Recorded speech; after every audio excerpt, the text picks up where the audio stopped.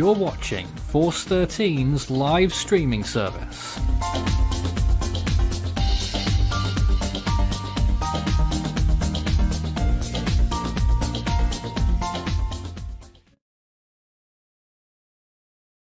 Welcome to our landfall coverage on Hurricane Grace, which has rapidly intensified into a Category 3 of this, of course, verified by Recon that has been going into the storm, now with winds of 120 miles an hour and a pressure of 967 millibars. Additional strengthening is possible, and we could be looking at a high-end Category 3 or potentially even Category 4 when it makes landfall in about 3 hours.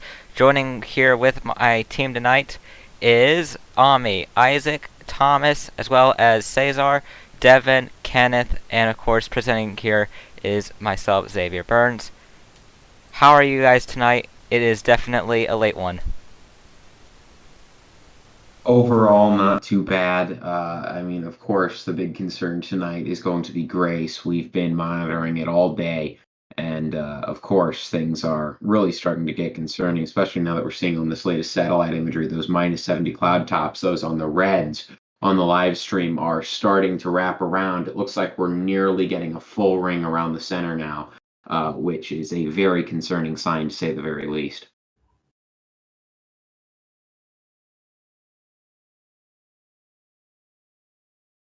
And of course we have those hurricane warnings and tropical storm warnings that are associated with Grace at the bottom of your screen with our scrolling bottom bar, as well as the intensity, so you can check on that as we head into the overnight hours, with this getting ever closer to making landfall in the state of Veracruz.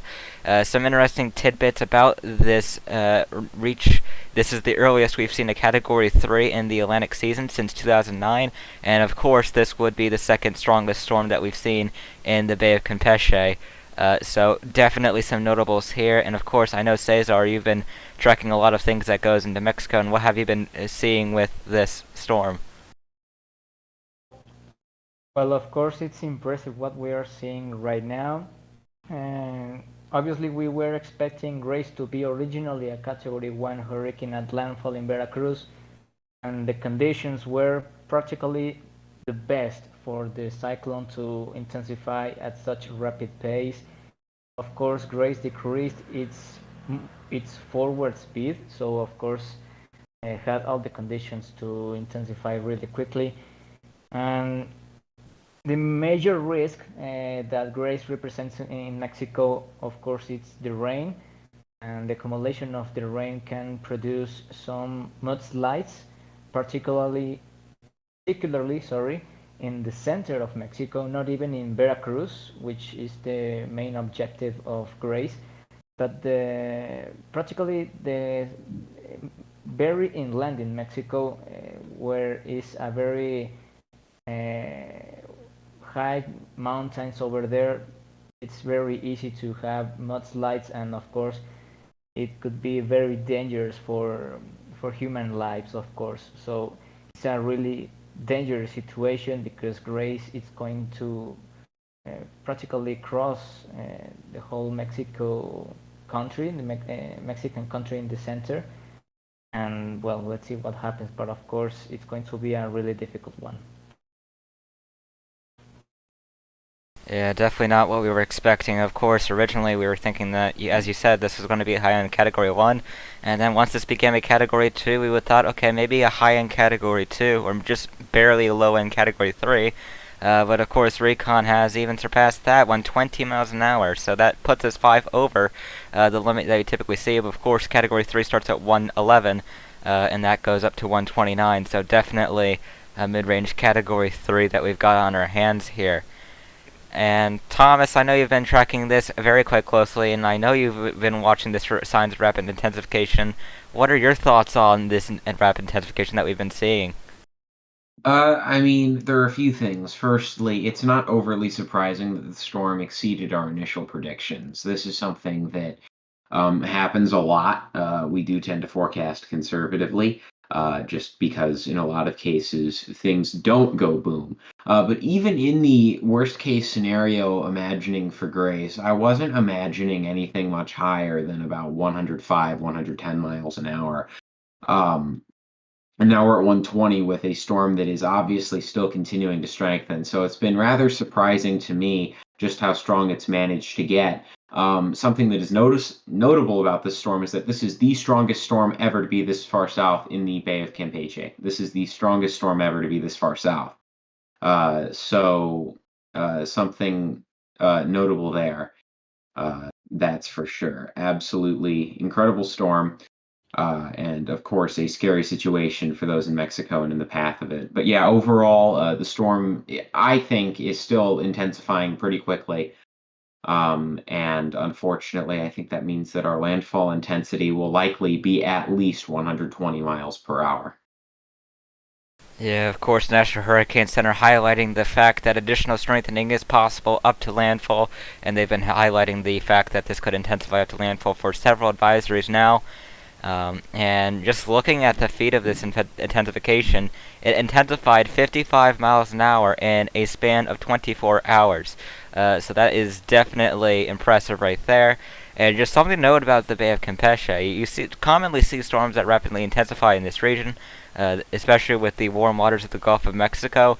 But because the storms that do intensify here, their window is usually short just because of the fact that they emerge from the Yucatan and then, of course, go into Mexico from the Bay of Campeche. So usually you don't see much of a window for said rapid intensification to occur. That's why this, the fact that we have a Category 3 this far south is just not something that we typically see commonly here.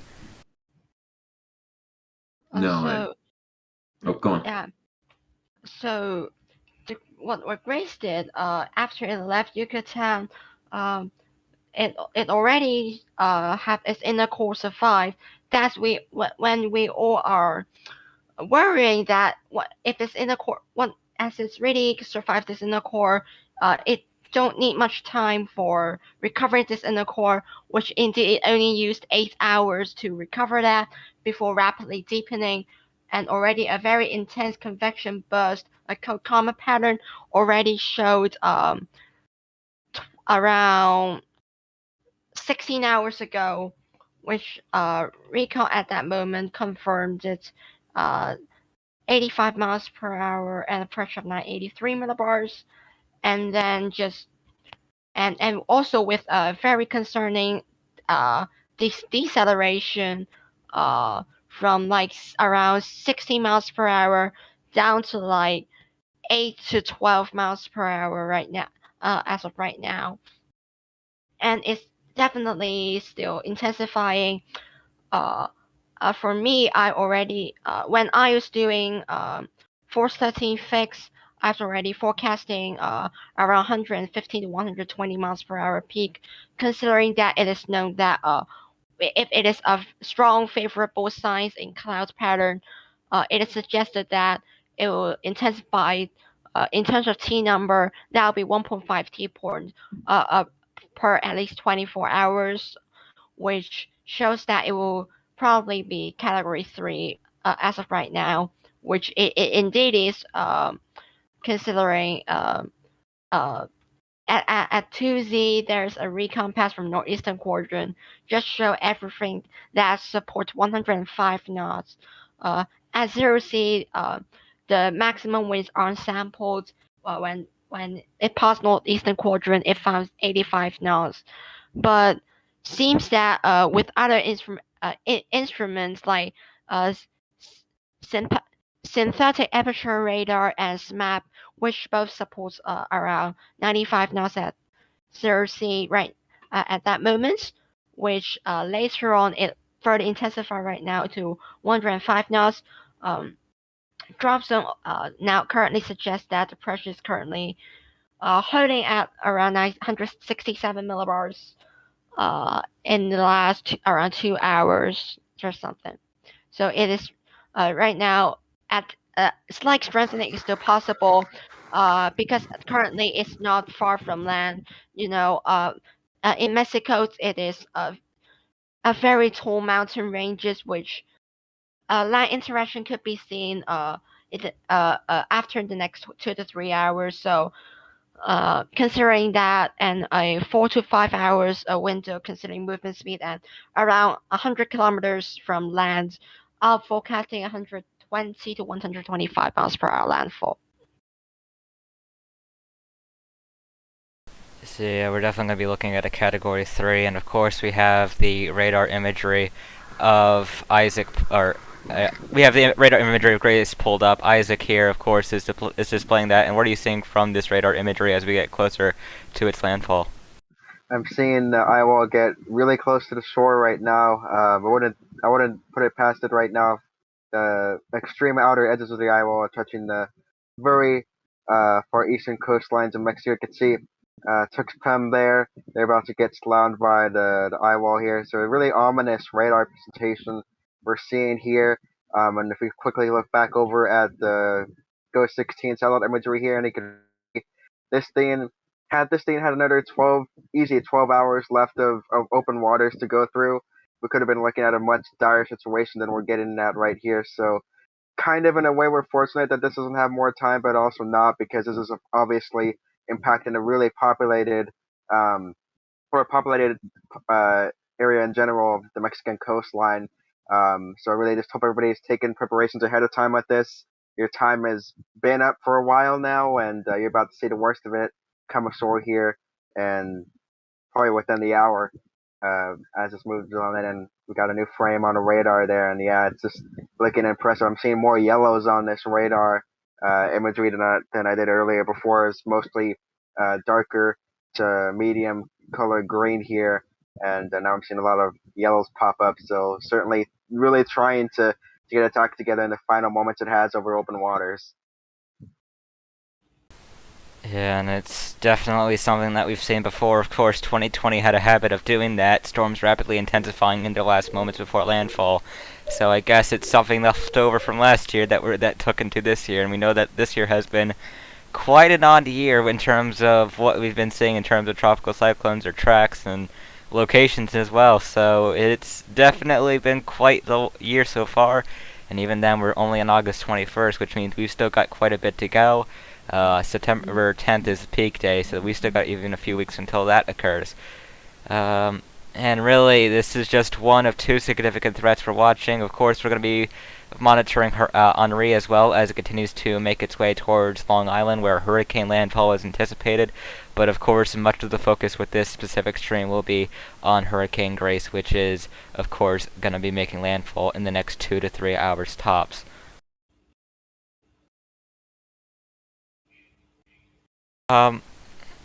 Trying to switch around the scenes here. Of course, we also have Thomas, which has the IR satellite imagery pulled up. Are you seeing anything notable with this specific type of imagery, Thomas? Yeah, so a few things of note. Firstly, I'm actually going to pause this real quick. There are a few things. So if we take a look at our first frame here, which is, let's see here, so that's 142, 407. So this is about 3 hours ago. We can see here this curve banding feature kind of thing. We can see that center there being clearly defined. We see a much better defined eye on infrared at this point than we did just a few hours ago. While cloud tops aren't as high at their maximums around the center, we are seeing a ring of -70s begin to form around the center of circulation, and that eye is really trying to clear here. Now, this is where winds can really start to ramp up as well. That eye's clearing and the convection is wrapping and the structure's really getting itself together. So I could see the winds really begin to ramp here soon. We'll see. Again, 125 miles per hour to 130 miles per hour is my maximum. I don't see it getting above 130. Regardless, anywhere from 120 to 130, very, very powerful indeed. And it's not going to make a huge difference just how high it gets. But the most notable things are that ring of -70s trying to close off right now, and the fact that that eye is beginning to clear. And the last I checked, the eye has a diameter of about 30 nautical miles or something like that.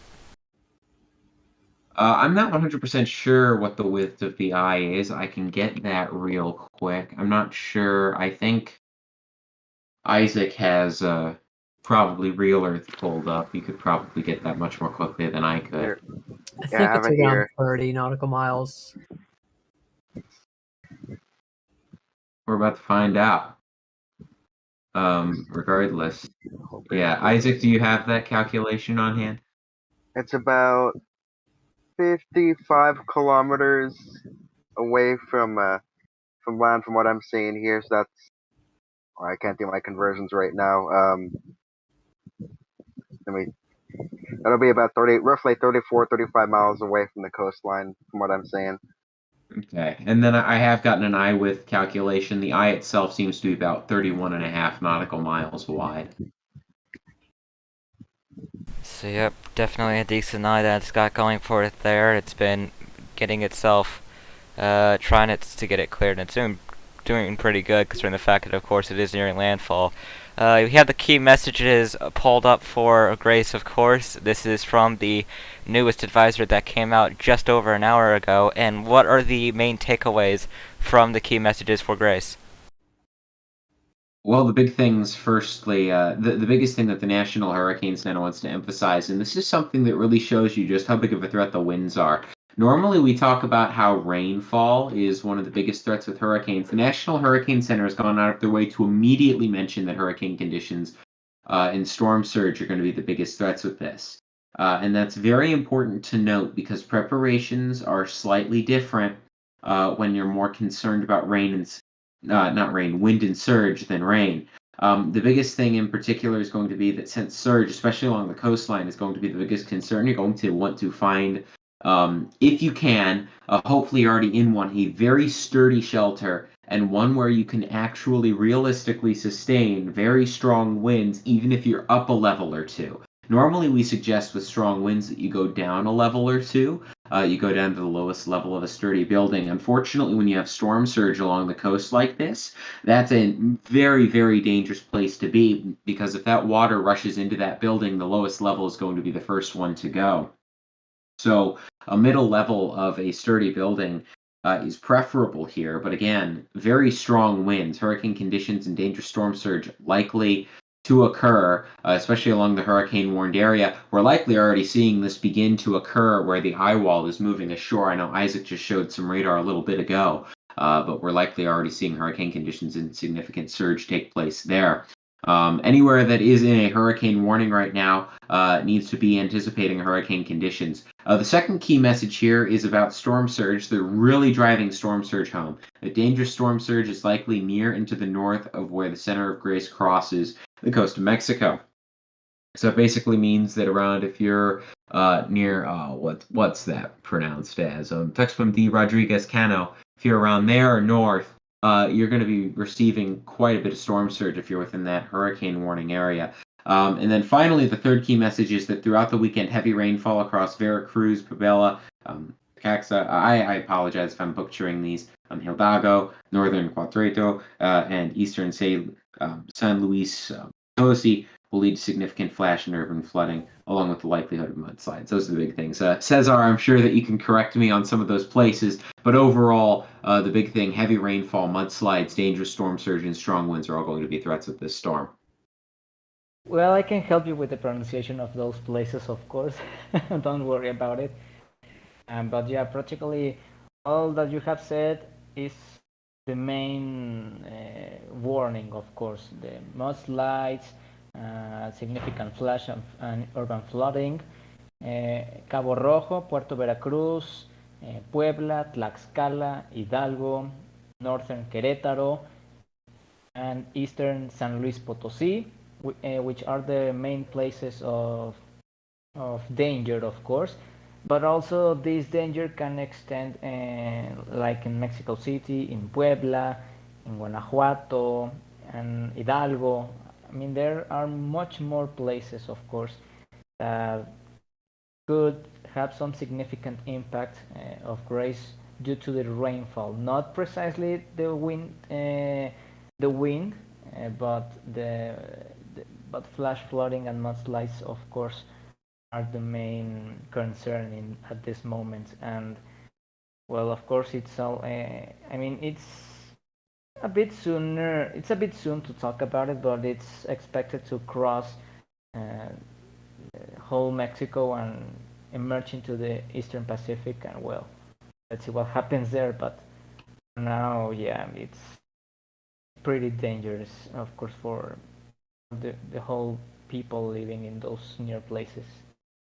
Yeah, anytime you get Category 3, that gets its updated classification from not only just a hurricane, you're talking about a major hurricane here, and that's just when things get significantly that much more dangerous. And I always like to clarify, even if it's 5 miles an hour shy of a category, you definitely want to be treating it like it's that next category, because there's just such a slight difference between such. So if this does get up to 125, which is very much possible and in the cards here, that would of course take it to a high-end category 3.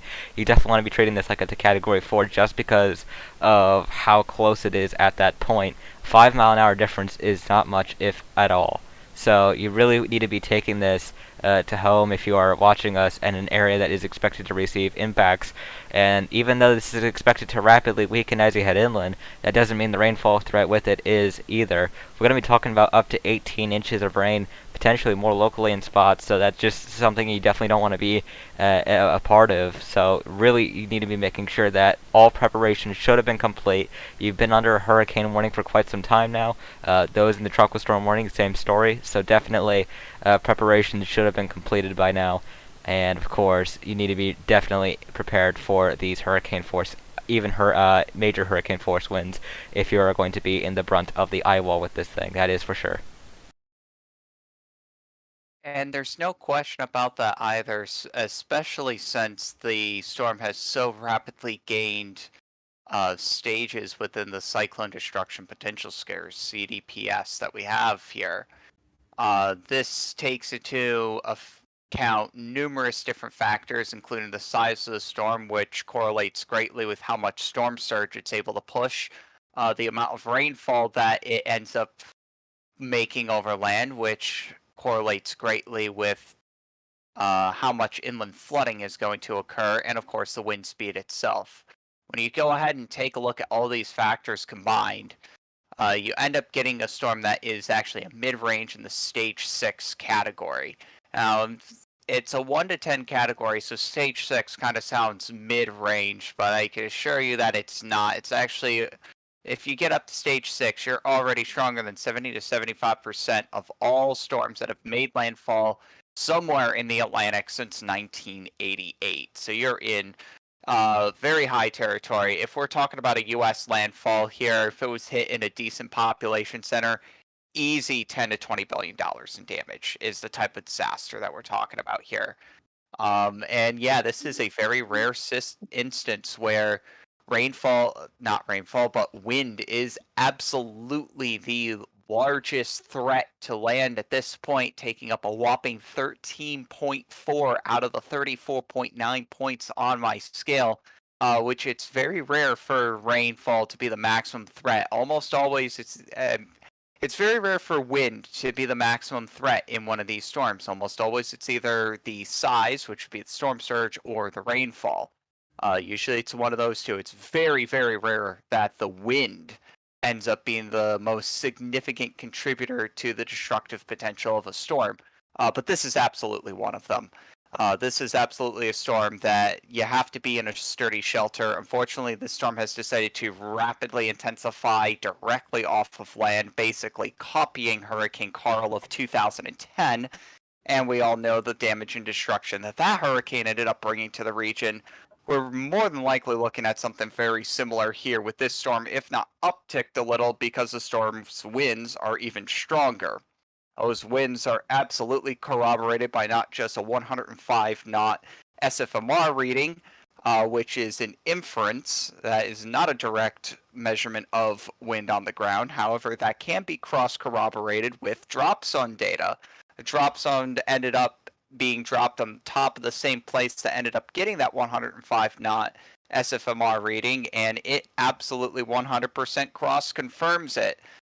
So yeah, the storm producing 120 mile per hour winds, absolutely 100% the case. We actually just had a pass that went through the northwestern eyewall that had 115 mile an hour winds with a drop zone that also lined up perfectly with flight level and surface inferred winds. So there's no questions on this. We've had a bunch of storms in the past where we've had a question. the SFMR data, or we've had to question the flight level data. This has been not the case. Recon's been very clean with this storm. I can't say that I'm disappointed at all with the Recon. In this storm, it's been excellent. I'm very grateful to have this kind of data within a storm because it's definitely been a little crazy to say the least for the last couple of storms. Danny especially was terrible. Elsa wasn't much better, but whatever cleanups they've been able to do to the sensors on these AF planes, they've done a good job, and they've gotten, it seems, much better data out of this stronger storm, which is absolutely a good thing to see because we don't want to be underestimating a beast like this, especially something that has a rather small eye and is intensifying as quickly as this storm. Of course, it also had the little bit of a slowdown while it was over the Bay of Campeche. That wasn't very good, and that's basically allowed it what allowed it to get to Category 3 up to Stage 6 on the CDPS. So yeah, this storm it's absolutely nothing to fool around with. I think surge is probably going to be the least of the concerns. It will still absolutely be a major concern. We'll more than likely see 10-foot storm surges easily. 10-foot, 3-meter storm surges. I could see that happening. In maximum areas, maybe even a little bit higher.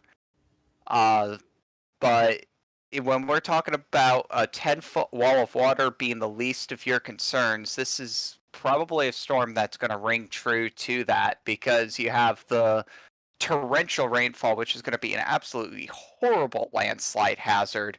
When we're talking about localized maxima expected to be up to 18 inches, which is an insane amount of rainfall. Let me convert that over to millimeters really quick here for you guys. So that's going to be 450 millimeters of rain that we're expecting as a maximum. That's going to cause landslides, mudslides all over the place. So if you're in a mudslide-prone region, you absolutely should have evacuated that area already. It's too late to be evacuating, especially if the Eyewall is coming ashore right now. You definitely don't want to be in the way of this thing. But yeah, that's pretty much everything that I've got to say. I'm still waiting for the next drop zone to come through from the southeast Eyewall to make sure that that data is clean. But yeah, there's absolutely no doubt in the intensity of this storm. Absolutely 120 to potentially even 125 miles per hour as is. And it's just been a remarkable intensification over the past 12 hours of this storm. That it has. It's been absolutely historic, especially again for this particular region of the Atlantic Basin. This is not normal. And again, we don't normally see storms like this in August either, especially this early. Normally we start seeing our bigger storms in September. So this is definitely something of concern for sure. We knew the storm could rapidly intensify. We just didn't know it was going to do it to quite this extent. I completely agree with you, Devin, that winds are going to be the biggest threat with this storm, which is something that I don't find myself saying very often. And I also do believe that, again, the rainfall and storm surge both going to be quite big hazards right along the coast. If you're right along the coastline, I would argue that storm surge needs to be something that's on your radar just as much, if not more than rainfall. And I would argue that if you're inland, rainfall needs to be the primary concern. Yes. Outside of winds. Yes, but even then, you're talking about 120 mile per hour winds. I mean, I'm pretty sure that's equivalent of an EF3 tornado. Yeah, I mean, insane. That is extremely damaging. That will damage the exterior walls of most buildings. That's how strong those winds are. So, yeah, if you're the EF3 tornadoes can damage the exterior walls on even well-built buildings. So we can't stress it enough. If you're riding out this storm in the Eyewall itself, of course, if you're within a floodplain of any type, you're going to have to go to the highest point of your house. But if you're not in a flood-prone point, I would suggest just getting to as much of an interior room as you can. Put as many walls between you and the outside as you can. Mattresses, helmets, jackets, blankets, anything to shield yourself from potential falling or flying debris. These winds are easily strong enough to rip a roof right off a house. So you absolutely need to take precautions in regards to that, especially if you're going to be taking shelter in a higher part of your building. Say you're in a 2-story building and you don't think the bottom floor is going to be accessible due to flooding. The top floor, you're definitely going to want to have some sort or something covering your head, just in case of a roof failure, which is quite common when we see winds that high. Yeah, definitely no joke. And of course, we have been noticing a few questions that have been popping up in the live chat, and of course, we do care about these questions, and we do want to get those answered, as this is, of course, a very significant threat. So if you have any questions to specifically Grace, please ask them in the live chat. Tag us at Force13. That will pop our name up in orange, and of course we will be able to respond to those questions there. The next advisory, at least from the National Hurricane Center in terms of the updates on the wind and pressure, will be coming in an hour and a half at 1 a.m. Central Time. This will probably give an adjustment as to how strong this will be and give us an idea of what the landfall intensity will be, as it will likely be just before or nearing landfall at that point. So we will see what happens with that, whether this stays at 120 or increases up to a little bit higher intensity. We will see what goes on. In terms of questions, the fact that someone mentioned that today was actually the anniversary of Laura being named, I don't know if that really has any relation to this year. Of course, 2020 was a different year. A normal guy asked, did this break some kind of record for the Gulf? I believe it's the farthest south storm to be of this intensity in the Gulf of Mexico. Carl was further south. Was it? Carl was further south. Okay, I saw. It's not by much. It's only by like 2 or 3 tenths of a degree, but Carl was further south. Yeah, because I heard. Landfall pretty much right in Veracruz, and this is going to make landfall north of that. So Carl's further south. What I've heard is that this is the farthest south 105 knot plus. Did Carl get up that strong? I thought it was 100 knot. No, it was 100 knot. So yeah, if this is 105, this will be the furthest south. Yeah. Yeah, furthest south 105 knot plus storm ever in the Gulf is what I heard. Carl was 125 miles an hour official. Was it? 125 official. Yeah, 125 official, 956 millibar. I must be thinking of operational data then. I'm not quite sure. I remember that only being a borderline. Of course, that was 11 years ago. So yeah, Carl was further south. Not by much, though. The two storms are very comparable. Very comparable. Just like it's really interesting how similar are those storms in many facts. Now, I know, Cesar, back in 2010, of course, you were watching the Atlantic hurricane season very closely, especially since Alex impacted you so close to your home at the time. Did you pay any attention to Hurricane Carl 2010? You remember anything about that storm? Yes, I mean, of course, not that attention like I did with Alex, because of course I was living at that time in Monterrey, which Alex destroyed completely. But yeah, Carl, of course, it was practically in the middle of the Independence Day parties and all that stuff. It was pretty interesting how that happened, because of course the CONAGUA, which is the meteorological organization here in Mexico, we're forecasting a Category 1 landfall in Veracruz. Yep. Carl was a really tiny hurricane. Really tiny hurricane. Very small. which actually that contributed as well with the rapid intensification. The Gulf of Mexico was really warm at that time. Of course, in 2010, was in the peak of the hurricane season.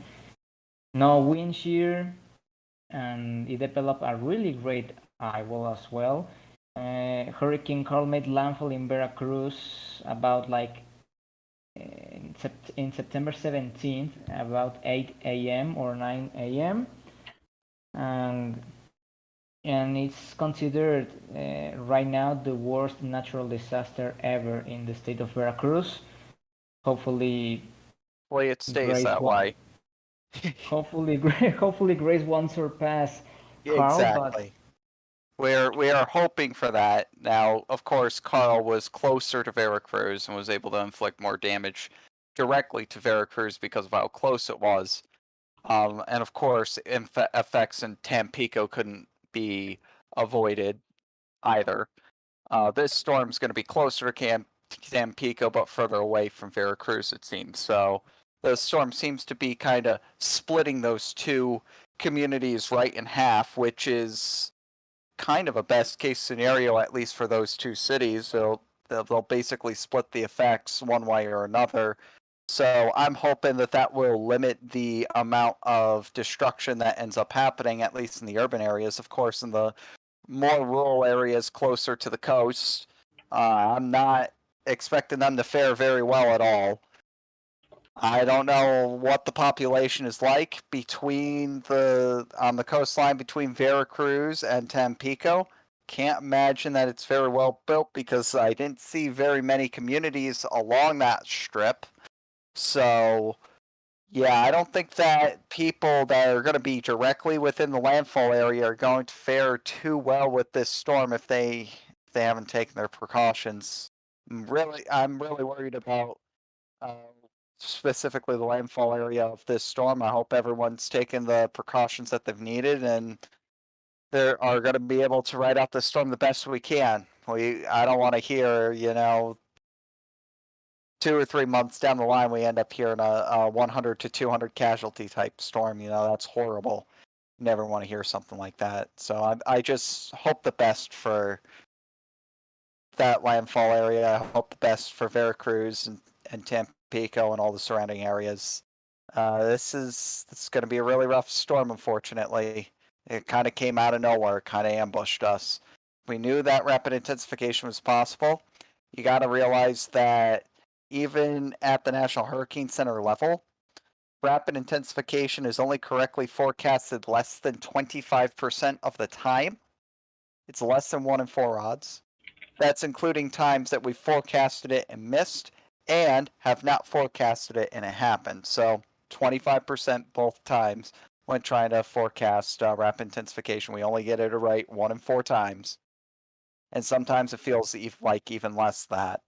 It's very, very difficult to predict when a storm's going to be like this, so forecasts usually tend to stay conservative and don't go up. And that's why you see these really large errors on high intensities. When you take a look at a forecast of just 75 knots, 36 hours out, it's already a 15 knot intensity error.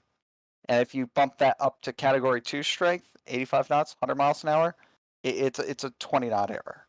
So it's very, very difficult.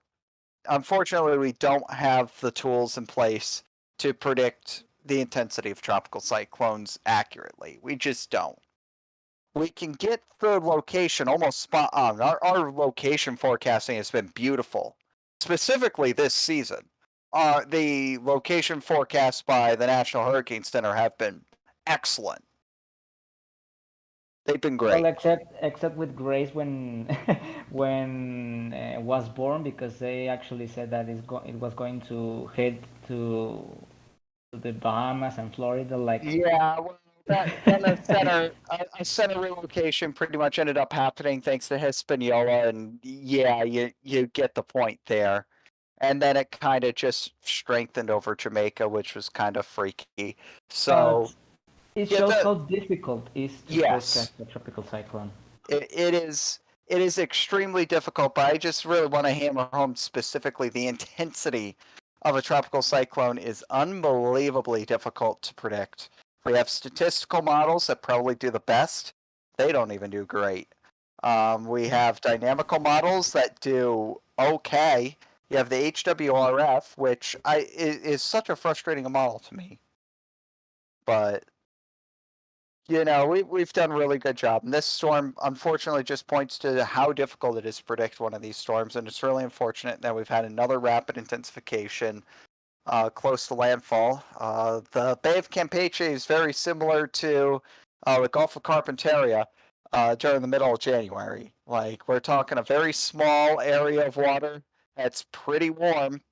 Storms like to use it. And if they're small enough, they can spin up real quick. And it's just unfortunate that this storm has been able to use that energy. That it is. I mean, and Grace is a great example of that. Maybe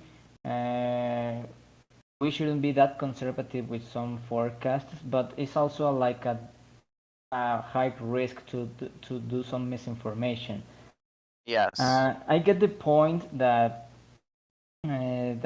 conservative forecasts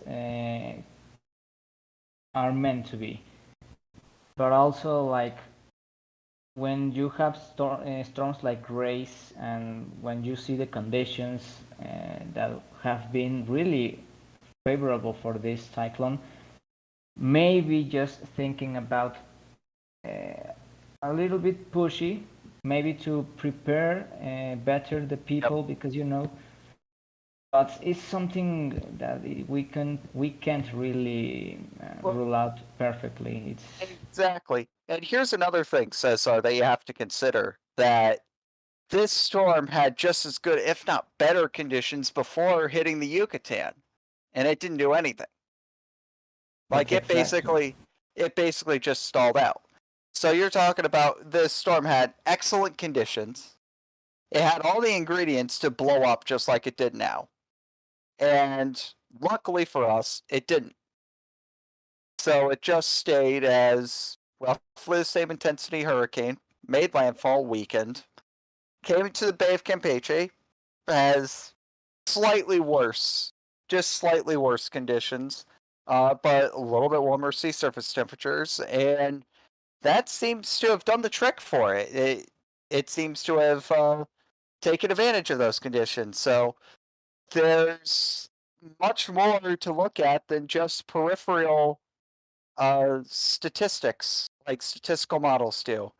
Clearly, there's still much more to it, and our dynamical modeling with models like the HWRF and HMON, unfortunately, they just aren't skilled enough to be able to consistently spit out an accurate result. HWRF, when it has really accurate data, it'll spit out a really accurate result, a frustratingly accurate result. And then the next run, the data's unusable. So you have to learn. It's really difficult to figure out how to interpret these models. It's really tough. And unfortunately, like I said, it's just wrong place, wrong time. But anyways, I'm sure that we have a lot of viewer questions. Let's try to knock some of those out of the way. Yeah, there was a question about the Reconnaissance update, and as of right now, they are in the middle of leaving, and that's it for Recon. Yeah, they're not coming back. With the Eyewall directly against the shore anyways, that's pretty much all that we would have been able to do for Recon. We probably, realistically, could have only wanted to go, we could probably only get one or two more passes in anyways before the storm comes completely impassable. So, in all actuality, this is pretty much all that Recon would have been able to do anyways. Isaac wants to talk about radar imagery. You can see newest frame of radar came in, and the extreme outer calm of the eye itself is reaching the very, very easternmost parts of the Mexican coastline, as you can see here. So the eye is just about to head on the shore here, and the eye wall is, of course, progressing further inland. So conditions for these areas are going to be starting to improve, and they're going to see a little bit of a calm. Do not go out and about thinking that that's the end of the storm. We still got the eastern part to go through after that. So if we're in the path of this and they get into the eye here and it starts to get calm all of a sudden, just stay indoors, wait for the second half to pass, and then wait for that second eye wall to pass. Then after that's done, then they could go ahead and assess whatever damage may have occurred. But do not be let out to go outside in the eye of this. This is not going to be a storm to do that with. This is a serious, rapidly intensifying 120 mile an hour, Category 3 hurricane we're looking at, unfortunately. And then we get the loop going here so you can see what the storms look like the past few frames. And yeah, just a really, really, really ominous radar presentation, if I had to say so myself, as it nears making landfall here with that 120 mile an hour Category 3 punch. So, is the radar signature of the Eyewall, does it appear to be getting more symmetrical and improving as it's getting closer to land, or does it look like that land interaction's starting to get to it a little bit? I haven't seen any of the sort. If it's not strengthening, it's maintaining here. The eye shape has stayed relatively consistent. Maybe becoming slightly more oval shaped than the recent frames, maybe, but only slightly. It seems to be, like I said, it just seems to be, if it's not continuing to improve, it seems to be at least staying steady here for now. All right, so we pretty much, we still, from that data, because that radar data is pretty much all that we're going to have all the way up until landfall. That's going to be invaluable data. I'm glad that you've been able to pull that up. But yeah, definitely keep that up on the stream. Keep an eye on that for us, because if there's any significant improvements to radar, like, shout out to us, let us know, because we would probably have to adjust the intensity accordingly if that's the case. Yeah, it's a shame this is far away from the radar site, but I'm glad we have imagery regardless. Just an exceptionally dangerous scenario for a lot of people here, and unfortunately a nighttime landfall of all things. That seems to be pretty common whenever I see it with storms over the years. They always seem to make landfall during the nighttime hours, Eastern time. It's not just an Atlantic thing either. It's all over the world. So I don't know why that seems to happen, but maybe it's just a confirmation bias thing. I don't know. Kenneth, you were trying to say something? So I'm seeing the radius of maximum width of the western quadrant has touches land, and previously I saw recon that supports that the western quadrant is around with a maximum width of 95 knots, with the eastern quadrant still remains over water, currently 105 knots, and convection seems to be continuing to rob around from the southeastern quadrant, indicated by radar and satellite. And from the satellite imagery, it can also be seen that it is convection range has been a bit more symmetric, with a clearing up eye at the last moment before landfall. So based on around 30 to 35 miles I estimate, so I assume the radius of maximum will be around 30 to 35 kilometers. So it's only approximately 3 hours from landfall. All right, that is good to know. Now, unfortunately, I do have to rain on your parade a little bit there, Kenneth, because the most recent recon pass did get 100 knots in the northwestern eyewall, SFMR. So the western side of the storm is absolutely packing major hurricane force winds as it's coming ashore. So unfortunately, I do have to break that news to you there. I don't know if you ended up missing that or whatnot, but at least in the northwestern side. I know on the southeastern side is a little bit weaker, 90, 95 knots. But on the northwestern side, we did get those 100 knot SFMRs, and they seem to be pretty legit with the drop zone data that cross corroborated earlier SFMR data from like a minute before those SFMRs were recorded. So pretty sure that we could take that in at face value. So unfortunately, yeah, we're talking about 100 knot winds, 115 mile an hour winds, completely wrapping around the eye at the very minimum. And wherever forward motion is able to help the winds a little bit, that's where your 120 to potentially even 125. Hopefully it's not that high, but potentially even 125 mile an hour winds are going to exist. Are there any further questions from the viewers? Yeah, there's been quite a few. There was people who were asking us what what we thought of, or our reactions were, when Recon came in with the news that this thing was 120 miles an hour. Well, lots of craziness in up happened. I was still at work when the 120 mile an hour bombshell kind of dropped, so it was kind of news to me. But yeah, that led to a lot of people panicking, realizing, oh boy, this thing's really rapidly intensifying, which we kind of knew it was doing. But the winds finally decided to catch up to the pressure, and yeah, 105 and drop zone confirmed as well. So Yeah. not good, not good. Yeah, with my reaction, I had just gotten off, producing the live TWB that we had for 2 hours. Of course, that was a special 2-hour edition compared to our normal hour, considering the fact that, of course, this was a significant threat along with Henri there. And I'm like, okay, this is probably going to be a high-end Category 2 at landfall, just based off what it is right now and the fact it's only just a few hours away from landfall. And then 10 minutes after I'm done wrapping through everything and, looking at things again, I see that Recon has come in with 120 mile per hour winds, and I'm like, okay, that escalated really fast. Of course, that just made it 55 mile an hour increase in 24 hours, which is just insane considering the fact that means it went from 65 to 120.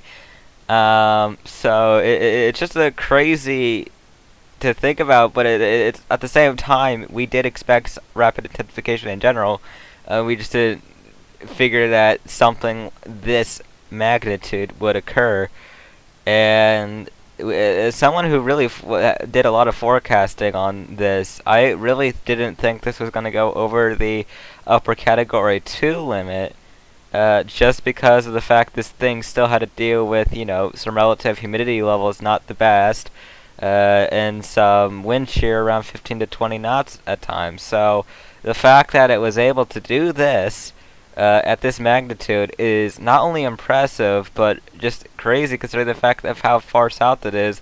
As we mentioned, only Carl 2010 beats how south this became the strongest storm. So the second strongest storm, the earliest major since 2009. Just a lot of things that become notable just because of the fact that Grace has now, of course, become a major hurricane. So just a large amount of shock, just a large amount of prayers that are going out, of course, to the area. Of course, they've already seen their fair share of tropical cyclones. It's definitely not something that they need. And unfortunately, that's been the case with many of the storm's life. We've been seeing this thing hit landmass after landmass after landmass between the Caribbean, through Jamaica, through the Yucatan Peninsula, and then, of course, through Mexico now. So this has just been one hit after one, and it's just not something that is warranted. And I don't know if anyone else has any thoughts on what they thought, if you want to provide those. Well, I was. Oh, go ahead. No, go ahead, Isaac. I've been taking up too much time. I was about to go to bed. I was really wanting to go to bed and get some nice rest, and something was just bugging me, and I after 30 minutes, I fell in to go to bed. I went over, checked my phone, and ironically, that was the same time when Recon updated, and I woke up like fully after that. to a 120 mile an hour Cat 3 we're seeing right now. And I was just like everybody else was just stunned. I thought maybe at best, maybe 105 mile an hour storm would be seen at landfall, something like that. Not a 120 mile per hour, perhaps even maybe slightly stronger when it's all said and done, storm making landfall. And a new frame of radar just came in here, and you can see those little towns there, those villages are in the eye of this hurricane now. The main one looking being Tecutulia, I believe. If Cesar is still here, he could probably pronounce those perfectly for us, for anybody who was curious. But yeah, they're in the eye right now. They're going to be in the calm for the next um, few minutes of time here, and I'm noticing in this last frame of radar data, the eastern side is really trying to improve here, at least DBZ wise on the radar.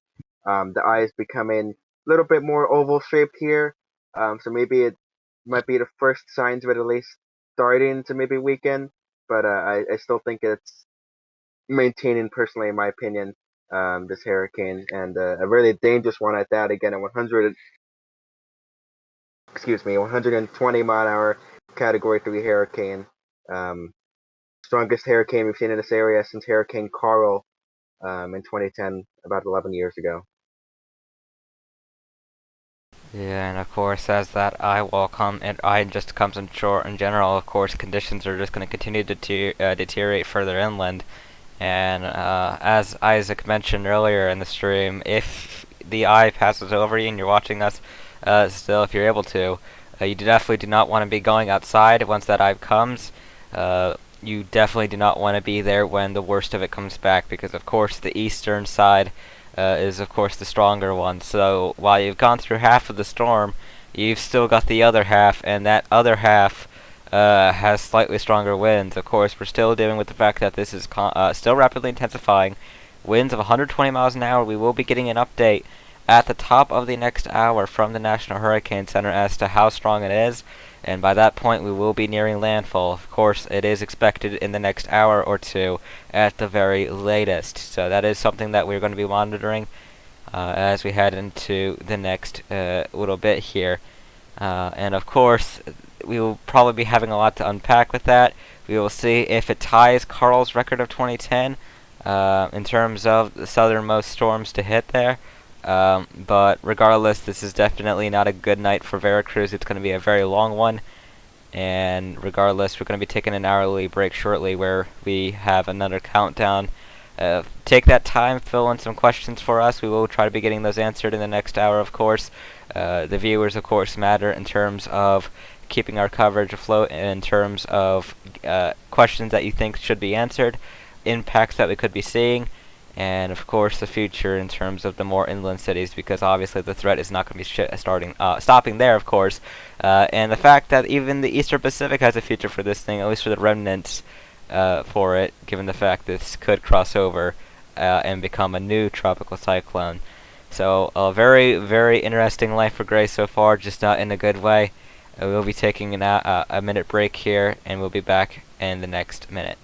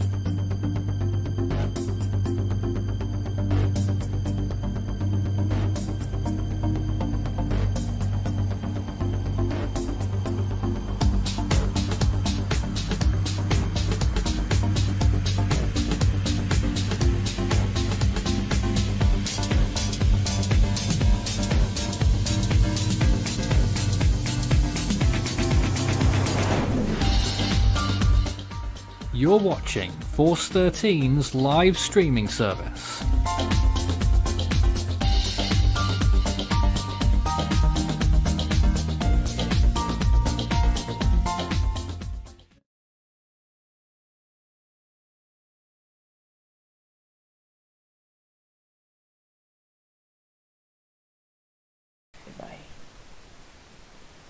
Welcome back to our second hour of coverage on a landfalling Hurricane Grace.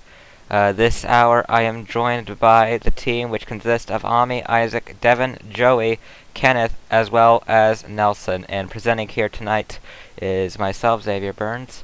And we are looking at just another hour or so before it makes landfall, a slightly southward jog that we've been noticing. Isaac, thank you for showing that to us.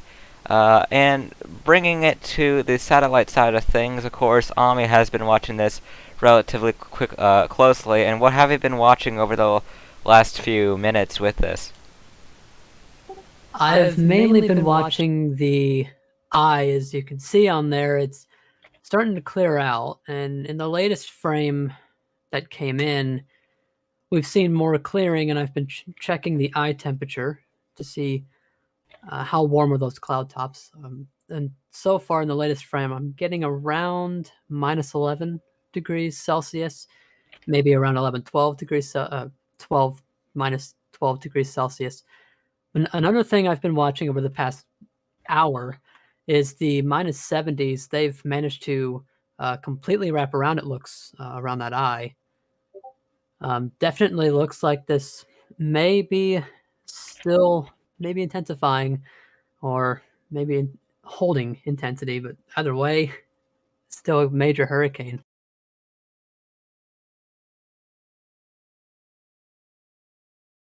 No doubt.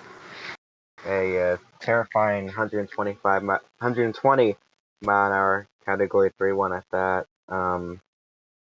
Just I'm just stunned like everybody else is here, just how quick this managed to go from, I think actually this morning when it came off of the Yucatan, I think it was a 50 mile an hour tropical storm, and now we're looking at a 120 mile an hour Cat 3. So that's a 70 mile an hour or so increase in winds in about 24 hours, I think. I may be I incorrect. think so. So just a remarkable feat the storm has managed to pull off. And if this storm had another 12 hours or so, this really warm water, we easily could have been looking at a very, very, a worse scenario than we're looking at here. Not to say a Category 3 is, a walk in the park. We could have been looking at something more dire here had this had another 12 hours to really, really get going. So it's kind of a I can't think right now. I'm sorry. It's kind of a double-edged sword in a way. It's good that it's making landfall now and not 12 hours from now, because again, had this had 12 hours, easily we could have been looking, in my opinion, at least a Cat 4 at the very least, not a Cat 3, undisputed. So that's maybe our only slightly saving grace here.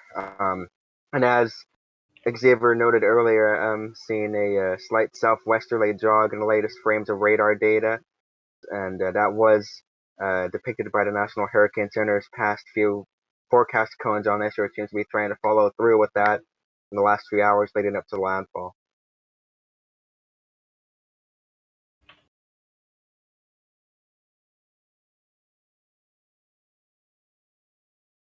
And yeah, of course, we've been looking at some of the questions you guys have been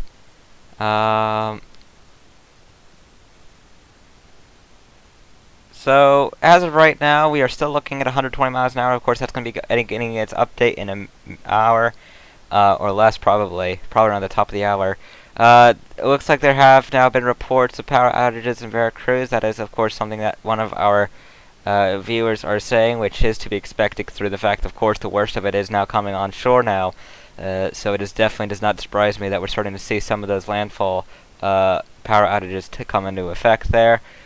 And someone, of course, did mention that Category 3 and 4, there's not much of a difference. I mean, in terms of its strength right now, Category 3 starts at 111 miles an hour.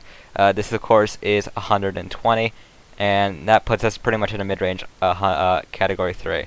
If this gets put up to Category 3 with 100, if this gets put up to 125 miles an hour, that's still Category 3, but that's just 5 miles an hour shy of Category 4. And as I say this with any kind of things where we're dealing with the 70 mile an hour storm, where 5 miles an hour makes a difference because, of course, it changes from tropical storm to hurricane. 5 miles an hour is not much of a difference, and you really need to be treating any kind of something like that if it's the higher category. So basically, if this does go up to 125, that we're probably going to be seeing at the next advisory, unless they maintain with 120. You definitely need to be treating this like it's a Cat 4, because the wind difference between the two intensities of 125 and 130 isn't much, if at all. So you really need to be making sure that those in Mexico dealing with this storm right now are prepared for those hurricane force winds, especially if you are in the direct beeline part of the cone or just out of it. Of course, as you head inland, this thing is going to be rapidly weakening inland. However, rainfall is going to be a major threat with this regardless. While wind is the most immediate threat and the largest threat for those that are going to be seeing the hurricane force winds, once you go inland, it's going to quickly become a rainfall threat that is the highest with that. Of course, 4 to 8 inches of rain are going to be possible well inland. 18 inches across portions that are going to be seeing the worst of the rainfall. So it's just a very significant storm that we're dealing with right now, especially for this time of year. And it's just something to think about. Every storm has its own characteristics. Definitely do not want to be taking it like it's another one. Definitely don't want to be comparing this to other storms to just judge what the impact is going to be like, especially with some of the storms that we've seen this year. Grace is definitely not a Carl to repeat. Of course, Carl and Grace are two completely different tracks that had two different lives and different structures in the end. So we're really looking at a major hurricane making landfall, of course, and at an earlier date than what we saw with Carl. So it's just very, very significant in terms of what we have been seeing with this. And keep in mind, if you have questions, I haven't been seeing any recently, so hopefully that means that we have been getting the information you need and answering all those. But if you have any further questions for us, any comments, anything like that, just feel free to tag us. We do respond to comments even if you just want to remark about something that is also fine. So if you have any of that, just feel free to tag us. That will put our name in orange, and we will be able to, of course, respond to that. And yeah, I've been looking at the chat. There's a lot of people who have been surprised by the rate of intensification. 55 miles an hour in 24 hours is definitely no laughing matter. It's definitely not any kind of matter to just shirk off, especially with just the insane amount of strength gain. We were dealing with a high-end tropical storm last night. Now it's a Category 3.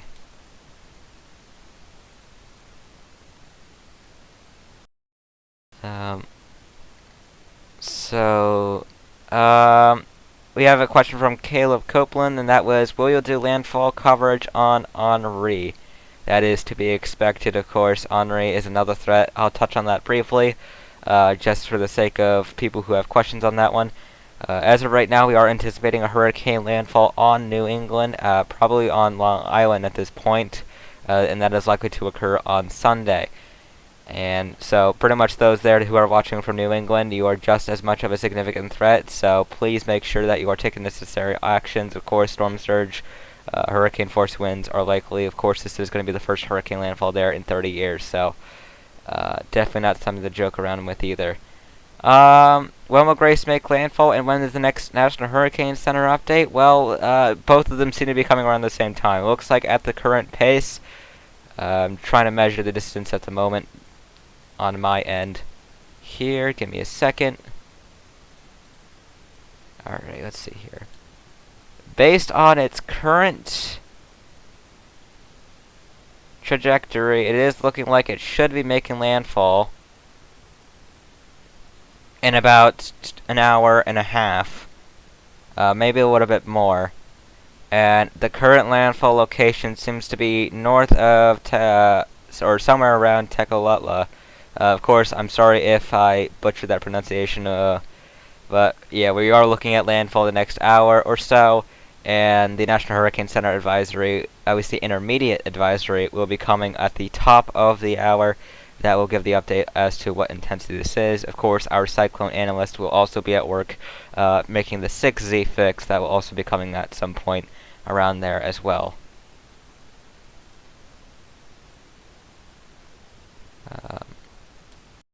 And Kenneth, I know you're still with us, and of course you are one of the cyclone analysts. What are the things you're going to be looking for or expecting with the 6Z fix coming up? Right now, as Recon already departed, that AF309 is already the final Recon mission for Grace. So, given that convection still warping, I clear around.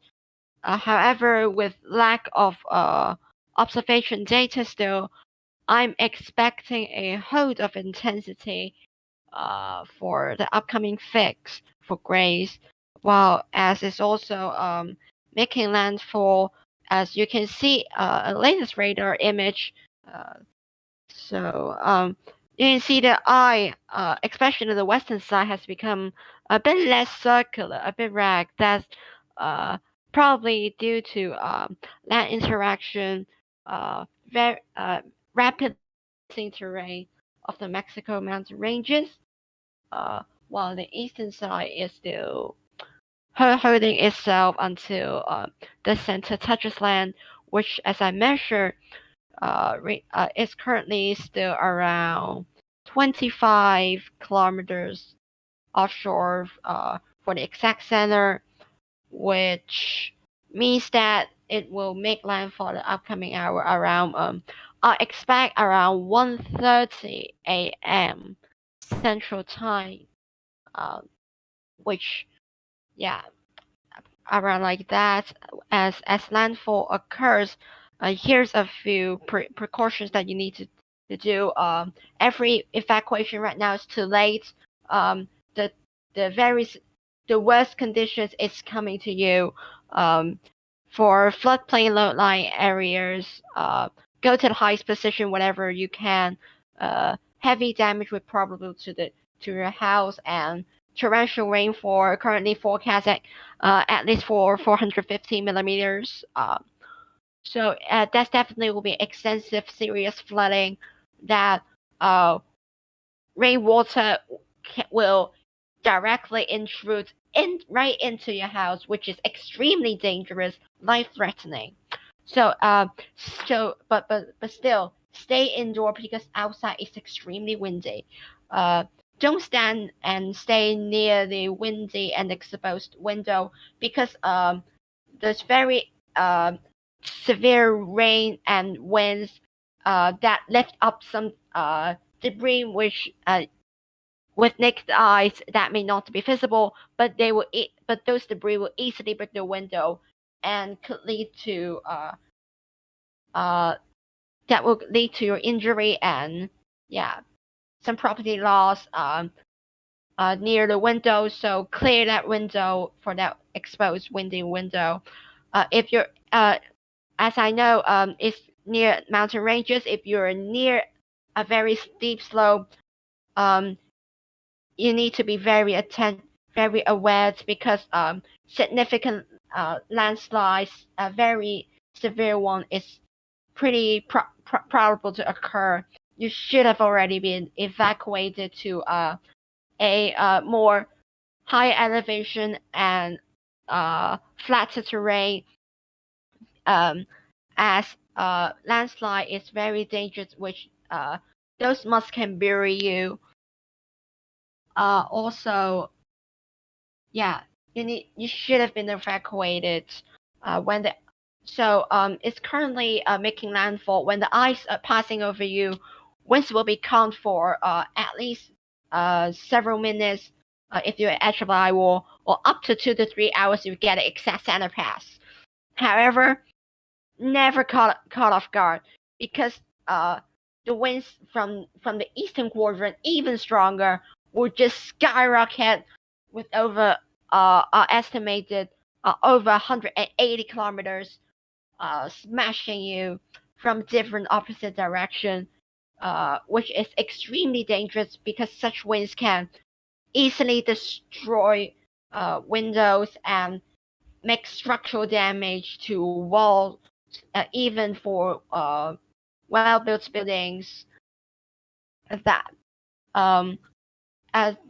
also, even after the passage of Grace, storm will rapidly weaken as it as it crashes onto the mountain ranges. However, a serious damage due to torrential rain, significant storm surge, significant rainfall, which storm surge based on overall pressure gradient, winds, and a high tide of estimated 0.58 meters, solely due to lunar days. At least 4 meters of sea level rise will occur, which will lead to very extensive flooding. What's it mean for 4 meters higher than a 1-floor house? So after passing of grace, serious damage already made to land. Maintaining procedure of for hurricane preventions as destructive gale winds is still possible. Even it weakens, as heavy showers still possible.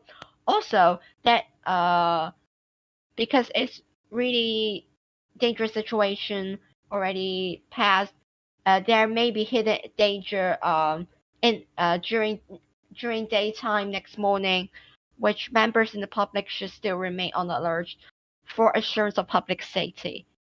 Please, very important, stay indoor and interior of the house and highest position whatever you can.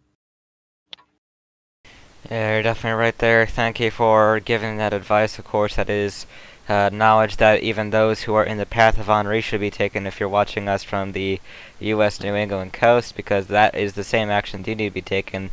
Obviously, there's a lot of high-rise buildings there, so the same applies. But regardless, we are getting closer to the landfall.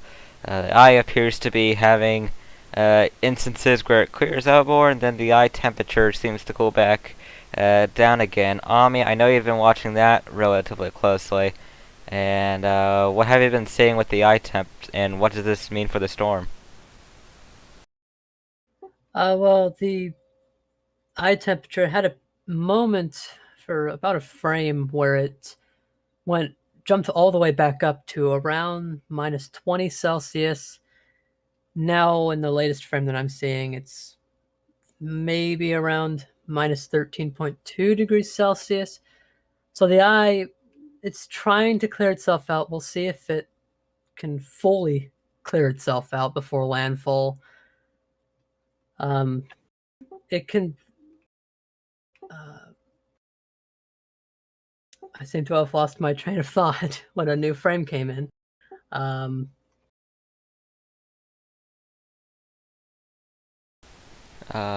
We'll let you try to get that train of thought back, and of course, in terms of what I was going with, in terms of the last question I asked Kenneth there with the what we were expected to see, we do know that the analyst, of course, will break in when we do have confirmed landfall, so I'm sure they will be waiting and will give us that call as soon as that happens.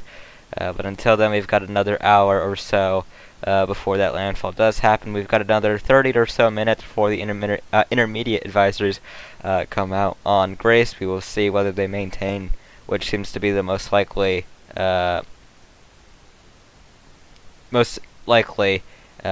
situation there in terms of what is going to happen in terms of its strength.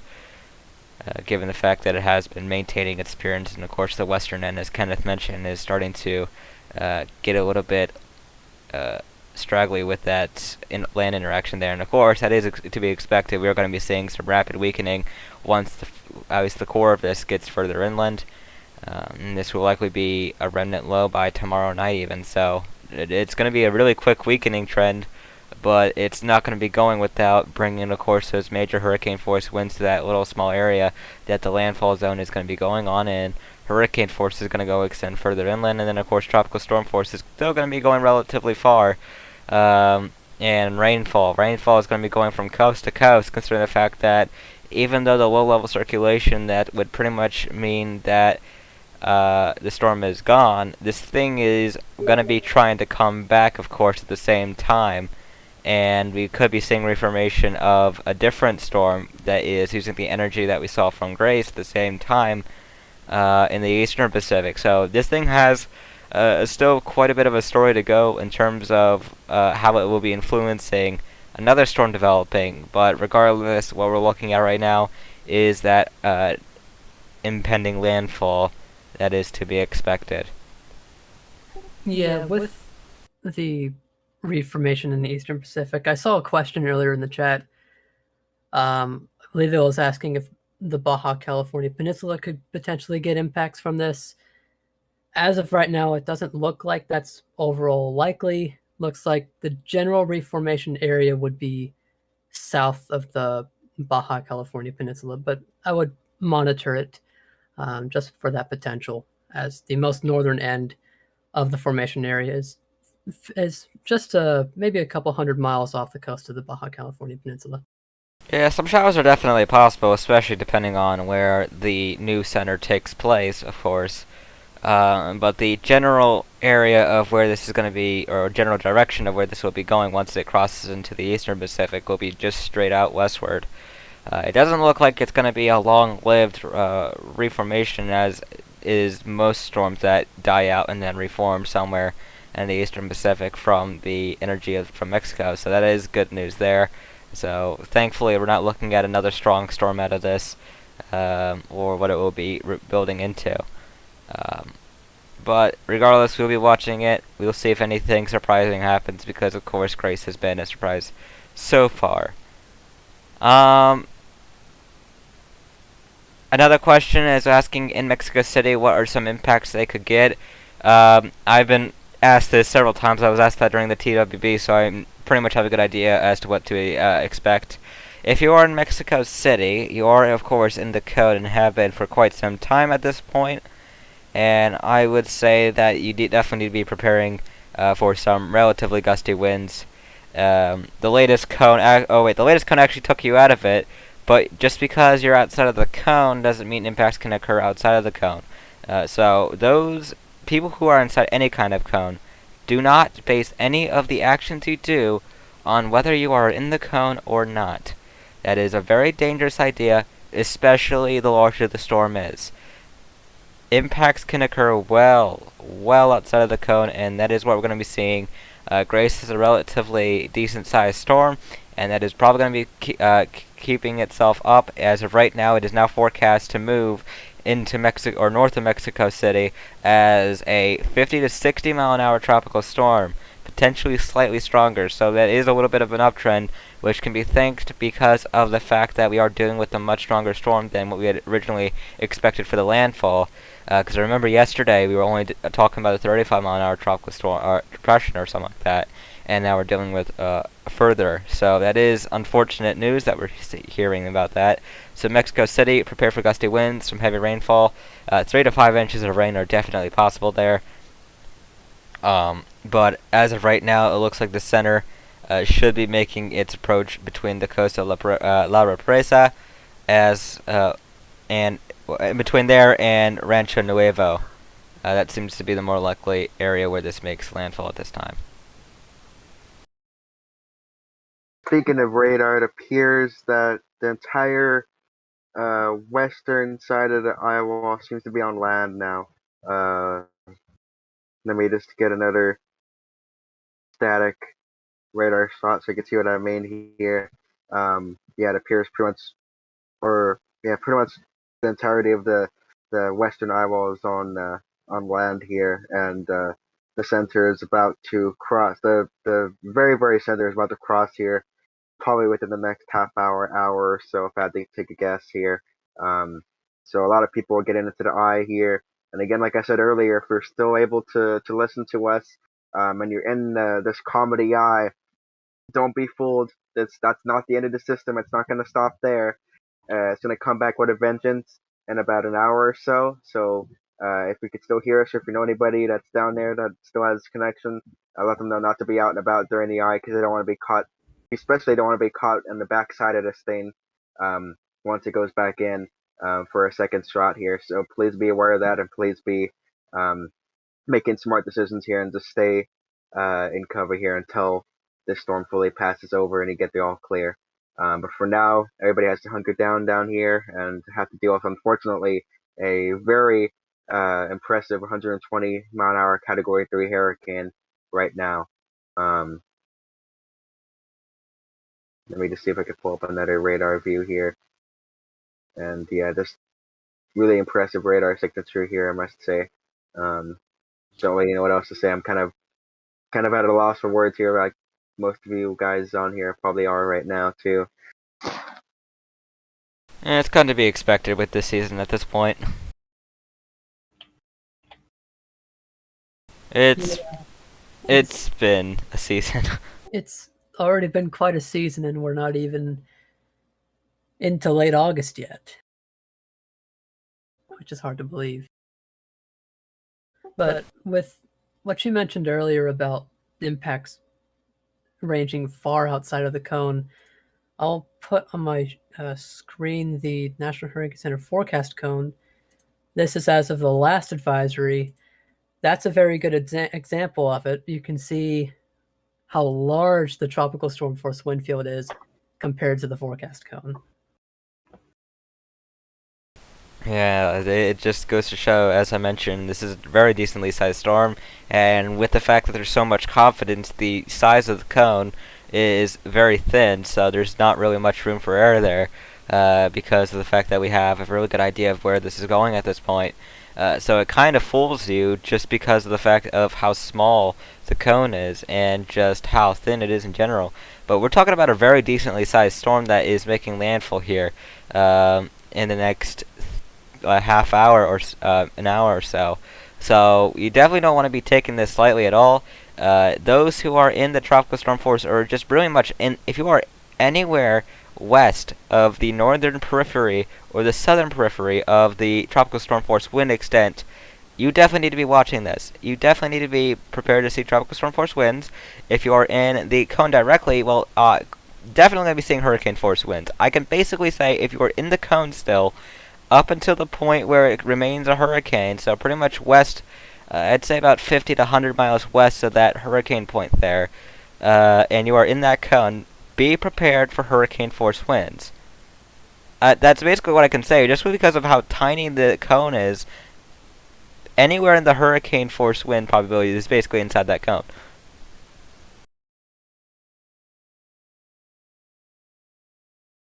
It's just not a storm you really want to be testing yourself against. This is just a major hurricane making landfall, and obviously we can see some catastrophic damage. As Devin mentioned earlier, this is a CDPS Stage 6, and Stage 6 enters the life-threatening stage of things.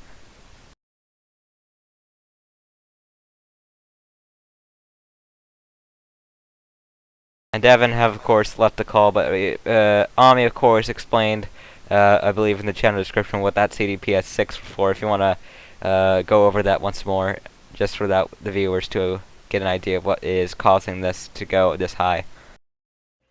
Yeah, the stage 6 rating was primarily, it was based off the wind speed, of course, being an incredible 120 miles per hour. The storm size, which we've taken that from the National Hurricane Center. That's based off recon data as well, and the maximum potential rainfall. That's what we calculate CDPS off of. Earlier today, we calculated it, got about stage 5 when it was expected to be a category 2 at landfall. The wind speed and I think the size may have increased a bit.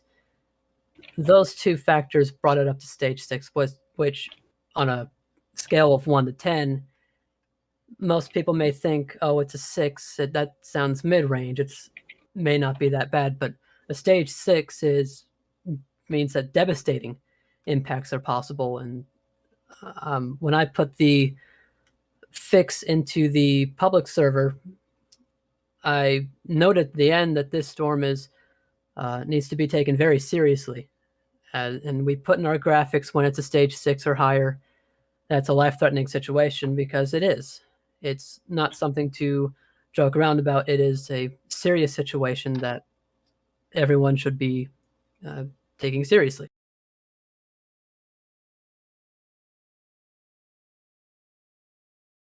And yeah, that's probably going to be the common theme. But the fact that we're seeing just a lot of not so great notabilities, as I've gone over a few times. Of course, the earliest major on the Atlantic since 2009, and that was with Bill. And we saw Bill in an El Nino year. This is not an El Nino year. This, of course, is a neutral that will probably be going into a La Nina.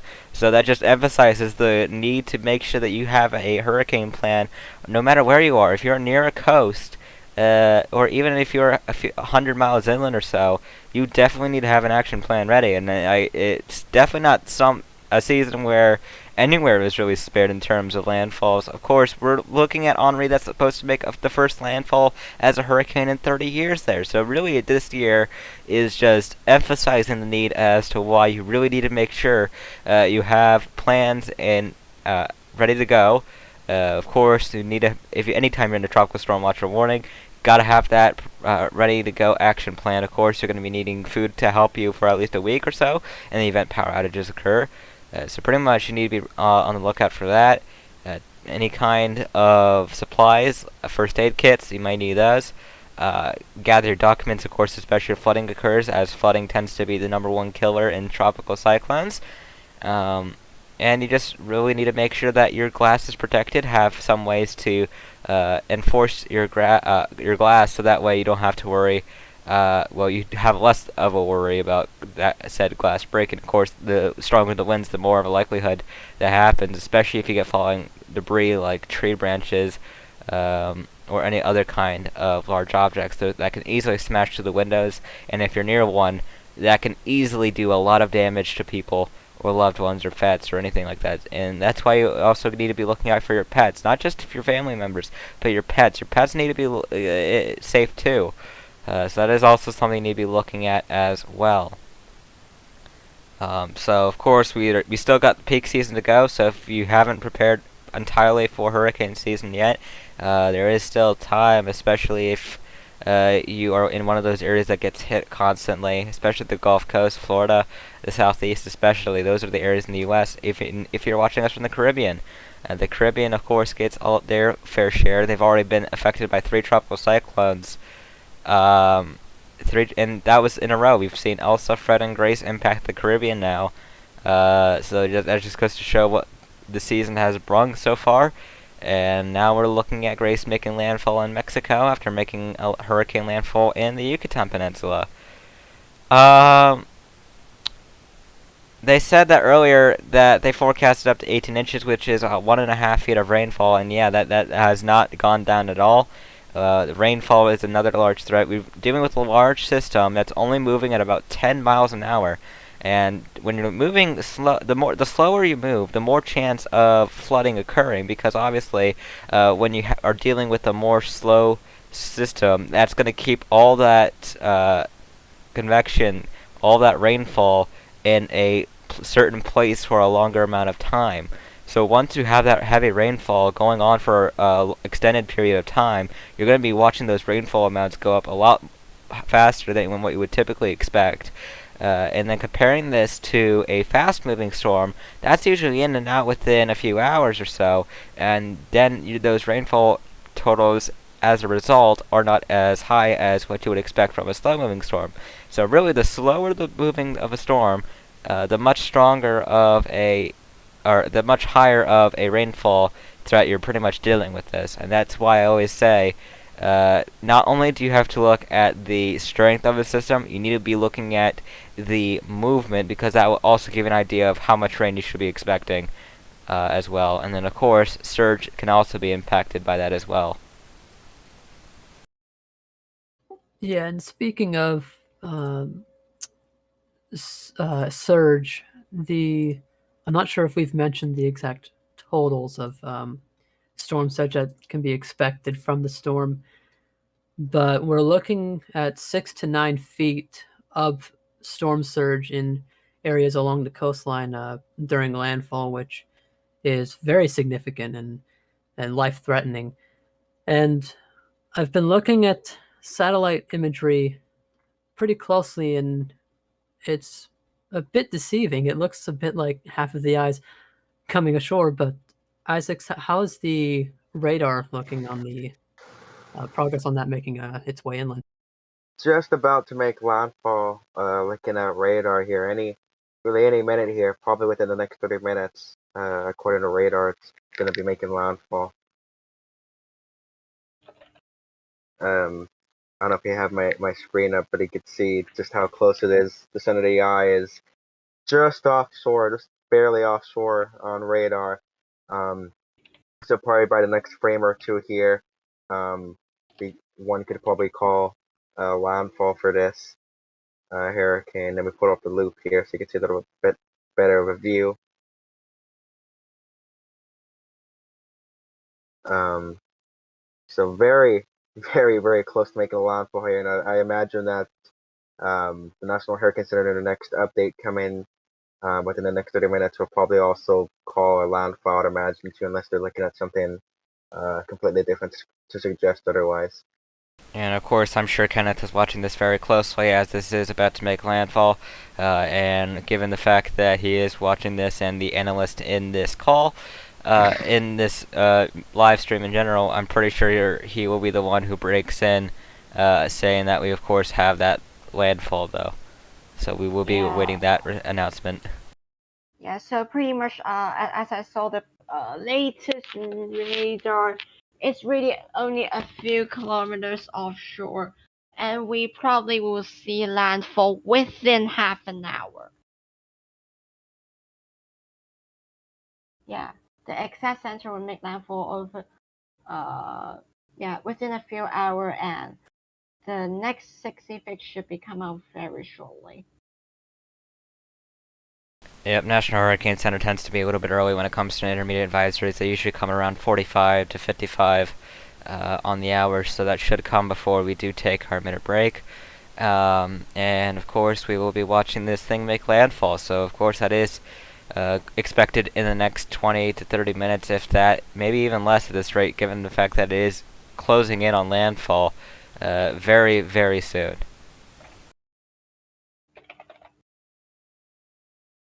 And of course, I have been noticing some of the on-ray questions. I should say, like this, of course, with landfall coverage, most of the attention is brought onto the storm making landfall, but that does not mean that we are ignoring the rest of the tropics. Henri is, of course, a storm that should be paid attention to for good reason. The fact that we have millions upon millions of people under some kind of tropical storm warning or higher. Between Long Island, New York City, all the way going into Cape Cod, so that is another storm that they have to be monitoring as well. So definitely not something to be taking your eyes off to. Once Grace, of course, moves in, we will be devoting much of our coverage onto Henri, especially as we head into the latter portion of this week and Sunday, of course.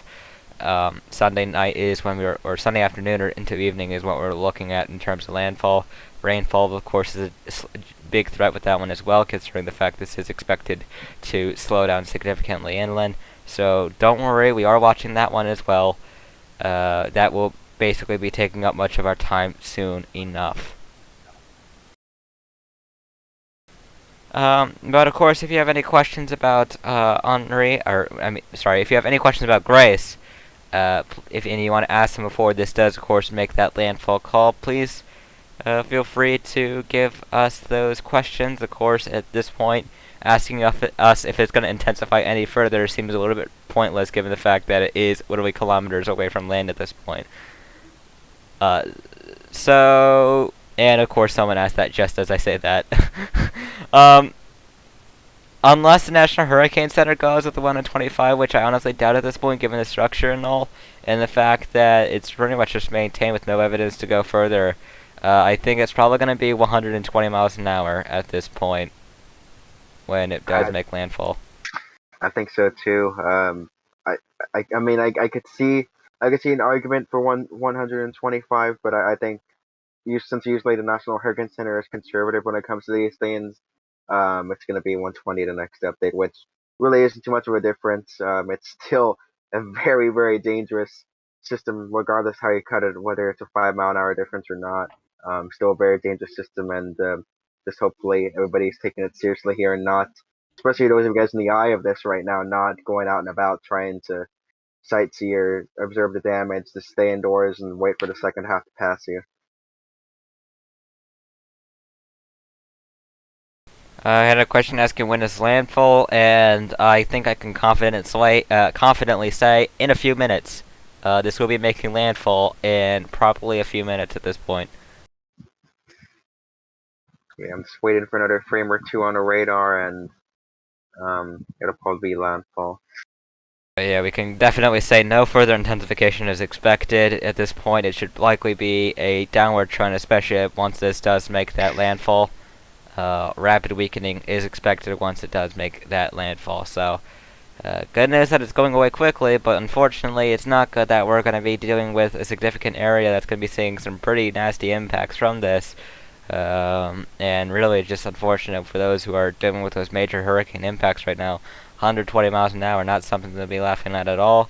Hopefully that these areas do make it out all right. If they can, obviously there's going to be some damage and possibly considerable damage across these areas that are seeing the worst of it. But of course, we gotta hope for the best, but prepare for the worst. And that is a theme that comes along with any kind of impact that we see from any kind of natural disaster, whether it's hurricane, earthquake, tornado, any kind of event like that. It is just one of those hope for the best, prepare for the worst events. And you always want to be preparing as if it is going to be the worst case scenario. You never want to be preparing for the best case scenario because you never know what could happen. Anything could surprise you.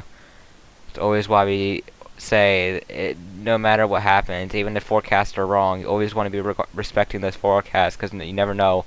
Sometimes they're going to be right, and sometimes it's going to be bad if you're not the one who is paying attention to it and taking those dangerous actions that could seriously risk your life in that instance because of that. Another question: if Grace holds on through Mexico and emergencies into the Pacific, will it be a tropical storm, and how long would it last? It is likely that it does cross over into the Eastern Pacific. It's probably going to lose its low-level circulation, should keep its mid-level circulation, but either way, it's probably going to still get a new name. Regardless, it will likely not last long. Most of the models only have it lasting about 2 to 3 days. There's more model development with the AOI behind it that has a 40% chance currently. I think it's actually now 50. Let me see I think the latest National Hurricane Center outlook is coming out anyways. Let me see what they now have. In terms of Grace's reformation, that is actually out now. They are now giving it a 60-80, so 60% chance of reforming in 2 days, and 80 by 4. So basically what they're saying is now Grace, located over the southwestern Gulf of Mexico, is forecast to dissipate. However, the remnants are expected to continue moving westward, and the conditions are conducive for it to develop, and a tropical depression should be forming by early next week. The AOI behind it is now up to 60% chance, so yeah, the chances for that are steadily increasing. And of course, we are getting ever so closer to our inevitable landfall with Grace, of course. What do y'all think? New frame just came in now. Do you think this is a landfall? That would be a question for Kenneth. In this frame, is that the closest radar from Grace? For now. Alright. So, alright. Give me a minute to confirm if they did that. Okay, so.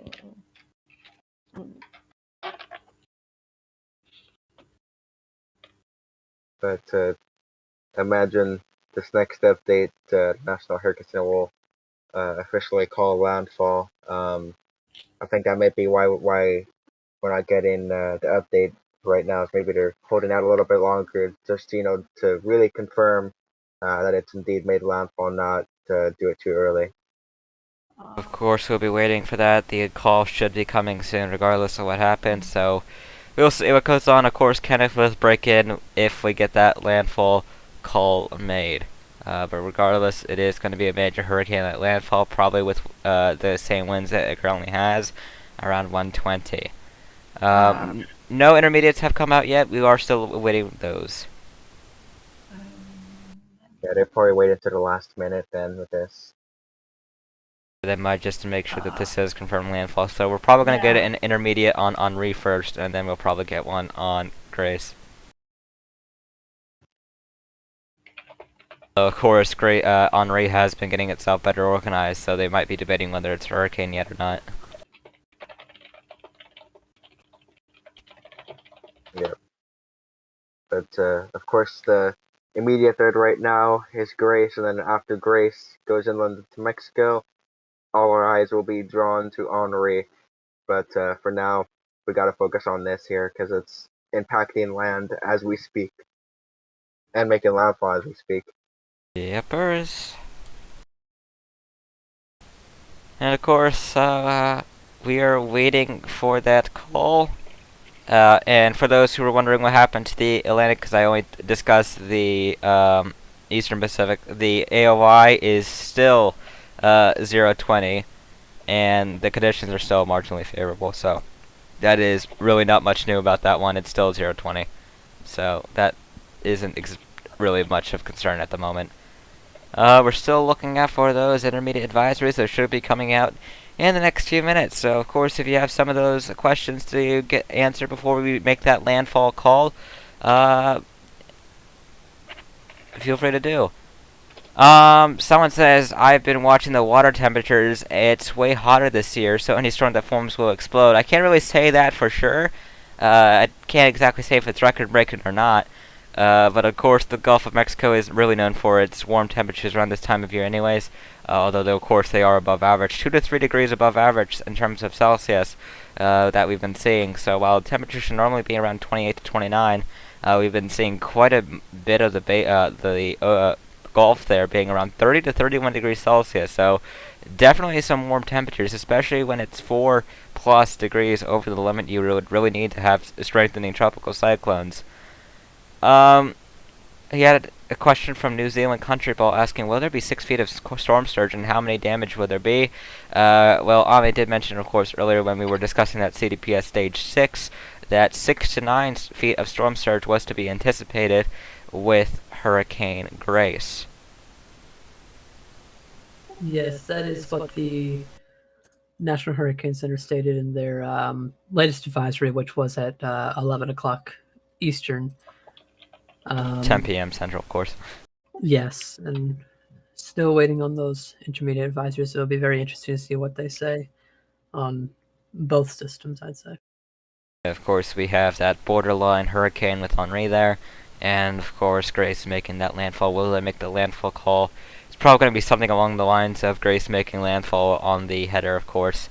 Either way, there's probably going to be a landfall mention on it, given the fact that they're not the people who make update statements 5 or 10 minutes after an intermediate comes out. Yeah, new frame came in on the radar, and yeah, I mean, can certainly see them calling landfall right now. With this, looking at least at the radar, seeing how the eye's gotten more and more inland. Then we go to the static one.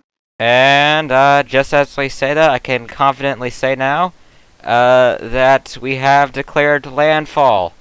Landfall has occurred with winds of 120 miles an hour and a pressure of 968 millibars. So that has now been confirmed. If you want to make a further statement about that, you may do so. Yes.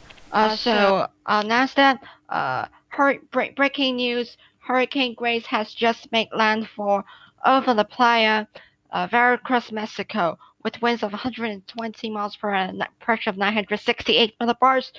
So, as all 60 fixes released, I'll read it through all again. Grace, 20.6 north, 97.1 degrees west, 105 north, 968 millibars. Henri, 32.2 north, 73.1 west, 16 north, 996 millibars.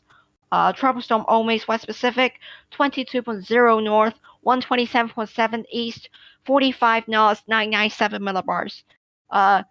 Remnants of Linda, 19.9 north, 147.2 west, 30 miles per hour, 1010 millibars.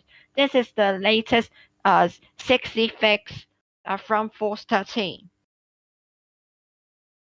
So yeah, big news. We are keeping Henri a tropical storm, but the most important tidbit to take away from this is the fact that Grace has now made landfall. Category 3 major landfall. the strongest landfall that we've seen in Mexico this far south since Carl of 2010. Definitely a noteworthy storm to be making landfall at this moment, and unfortunately the conditions are going to be continuing to deteriorate over the eastern Mexico region where this is making landfall, especially across the hurricane warning area.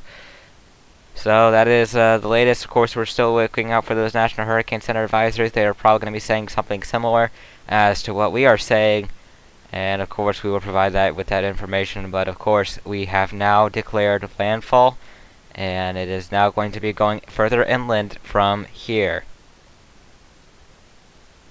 And I will note the location on that landfall is near Barra de Cazones in Veracruz, Mexico. Yeah, Yep. that's just south of it. Yeah. Alright. No intermediates yet, so it looks like they are taking their time, pretty much probably getting into their products so that way they can issue that landfall for Grace there. And the intermediate for Henri should of course be coming soon. Outlooks have already been released, not much changed in the Atlantic. Well, literally nothing changed. The Eastern Pacific, the Grace remnants are now at 80% chance, with the AOI also at 60% chance. That is what we're looking at for that. And of course, Omaze and is still persisting as a tropical storm over there in the Western Pacific. So that is pretty much the news for the top of the hour as we head into the last 8 minutes of this specific hour. We'll see what goes on in the intermediates, of course. I know a lot of people have probably been anxiously waiting to see what they provide for that. We do now have the intermediate advisory for Henri. Still a tropical storm. Not much changes at all with that one. And Still yeah, waiting on Grace. in fact, we seem to be in perfect agreement with the National Hurricane Center as we went with 70 miles an hour under pressure of 996, and they have done the exact same.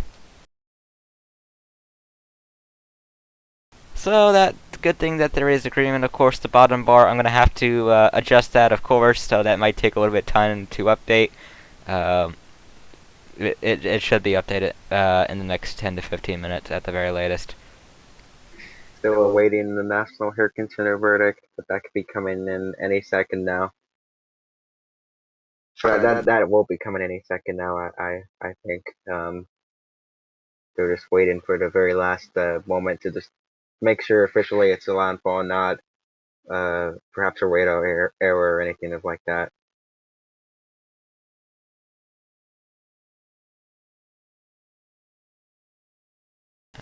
Yeah, and as we head into the last 7 minutes, I guess we can explain the people who are of course in this, and even those people who are in New England watching us in their own kind of threat with Tropical Storm Henri. If you want to go ahead and do that again, Kenneth, that would also be appreciated. Okay, so I'll now go through the precautions should be done once again. That's what I just typed. Currently, landfall intensity, winds of 120 miles per hour, pressure 968 millibars, rainfall expected over 450 millimeters, storm surge at least 3.5 meters, with a tide of high tide still rising. Forecasts are 0.58 meters, so that'll mean that at least 3.5 to 4 meters rise of sea level. It's currently CDPS of stage 6, that devastating damage expected near landfalling areas. So here's the precautions. The storm is right at land, so all evacuation is too late.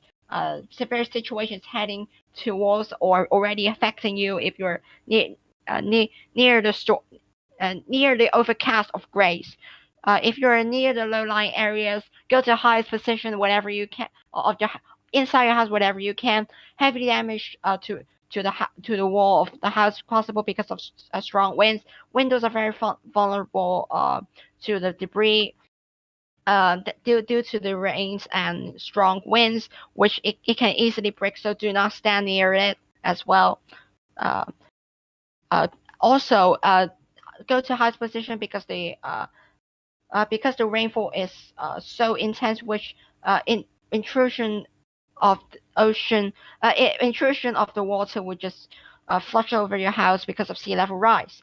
If you're near a slope, especially if it's a steep slope, because they're near the mountain ranges, you should evacuate to high elevation to flatter terrain to prevent the impact of severe landslide, to protect your lives, because it can bury you. The landmass of the landslide. Stay away. Very important. Stay away from shore. Stop water activities. The storm is major hurricane. It's not going to be fun.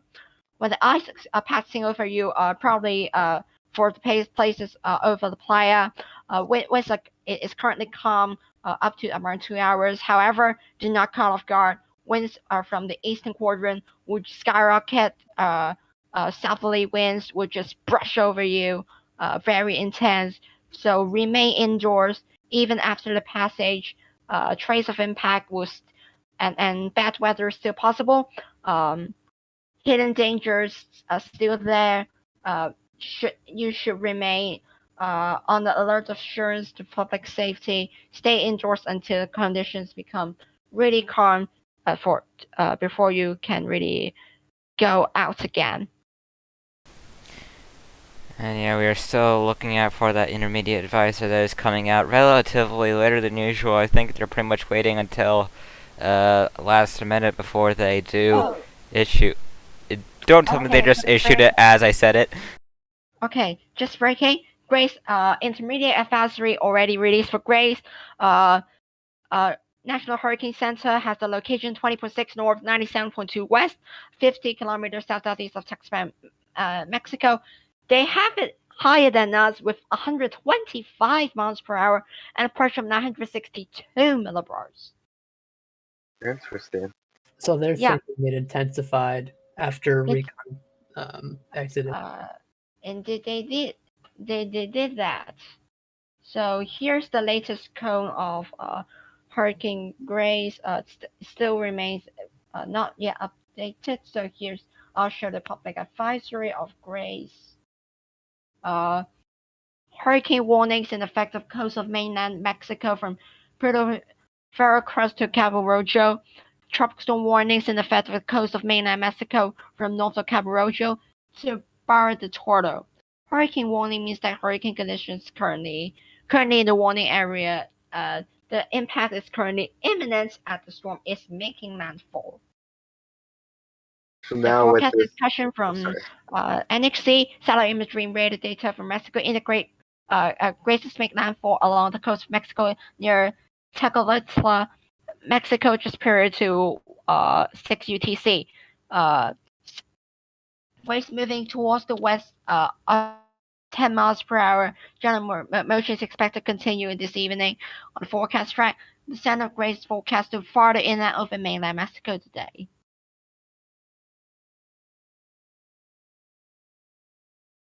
Well, of course, that is some big news there. National Hurricane Center going with an upgrade in terms of its intensity, 125.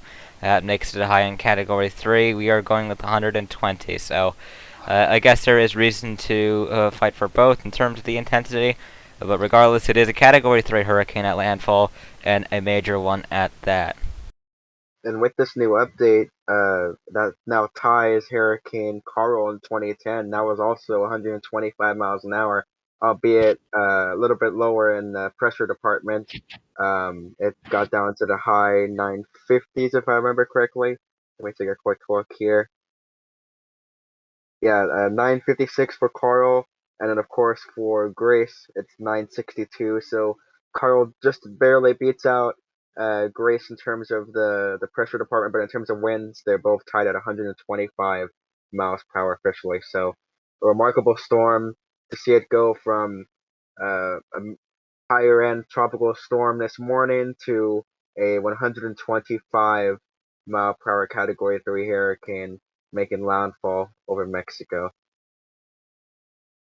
Well, we've reached the top of the hour, so we're gonna go take a minute here to collect our thoughts here, and then we will be back, and we're gonna be looking at the aftermath of the landfall here as we head into our next hour of coverage. We'll be back.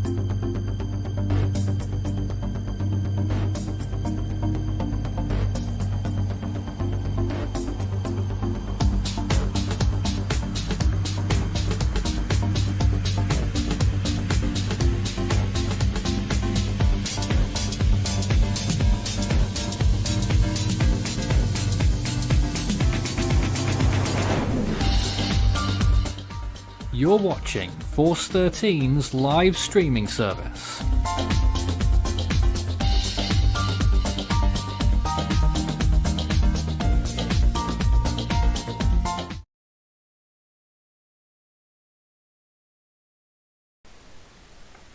And welcome back to what is probably going to be the last little bit of our coverage on, at least for this live stream, on Hurricane Grace. We have a landfall update that is being made for this, of course, but as of now, we have now declared landfall.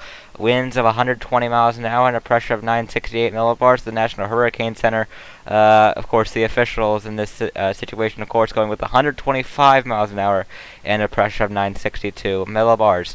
Of course, that makes it a relatively high-end Category 3, the strongest storm officially to make landfall in this portion of Mexico since Carl of 2010, the strongest in this region on records. In terms of the wind department, of course, 956 millibars with Carl's pressure, so slightly lower than what we are dealing with. So now that this has made landfall, what are our thoughts on this as it continues its journey now inland? I think it's still going to be a dangerous and formidable system for at least the next few hours here. Obviously, it's going to go over the really high mountains of Mexico, so that's going to really shred it up here. But at least for the next probably 6 hours or so, it's still going to be, in my opinion, a very dangerous wind and rain threat. So those of you guys in the path of this need to be, if we haven't hunkered down ahead of time from this, and you're not in like the full eyewall of it, you need to be taking shelter as soon as you possibly can. Again, a 125 mile per hour Category 3 is what we're talking about here. The highest you could possibly get as a Category 3 on the Saber-Simpson scale, and this is what the system is right now as it made landfall. A truly remarkable system here, and another thing actually, speaking of landfall, those of you guys in the eye of this hurricane, if any of you have any cell service right now, don't be going out and about trying to sightsee, because this is, of course, in the middle of the night, and chances are a lot of you are going to be without power here and pitch black darkness. So you're not going to know when the second part of the eye is going to come through. So I would highly recommend, if you're in the eye, just stay where you are and wait for the second half of the eye wall to pass through. Then after it passes, and you get the all clear, then you could go out and check out whatever damage may have occurred at your property. But for now, I want everybody to be hunkered down and taking it seriously and not making any foolish decisions over the next 3 hours here. So I urge you to do that, especially with a system that's a 125 mile an hour beast here.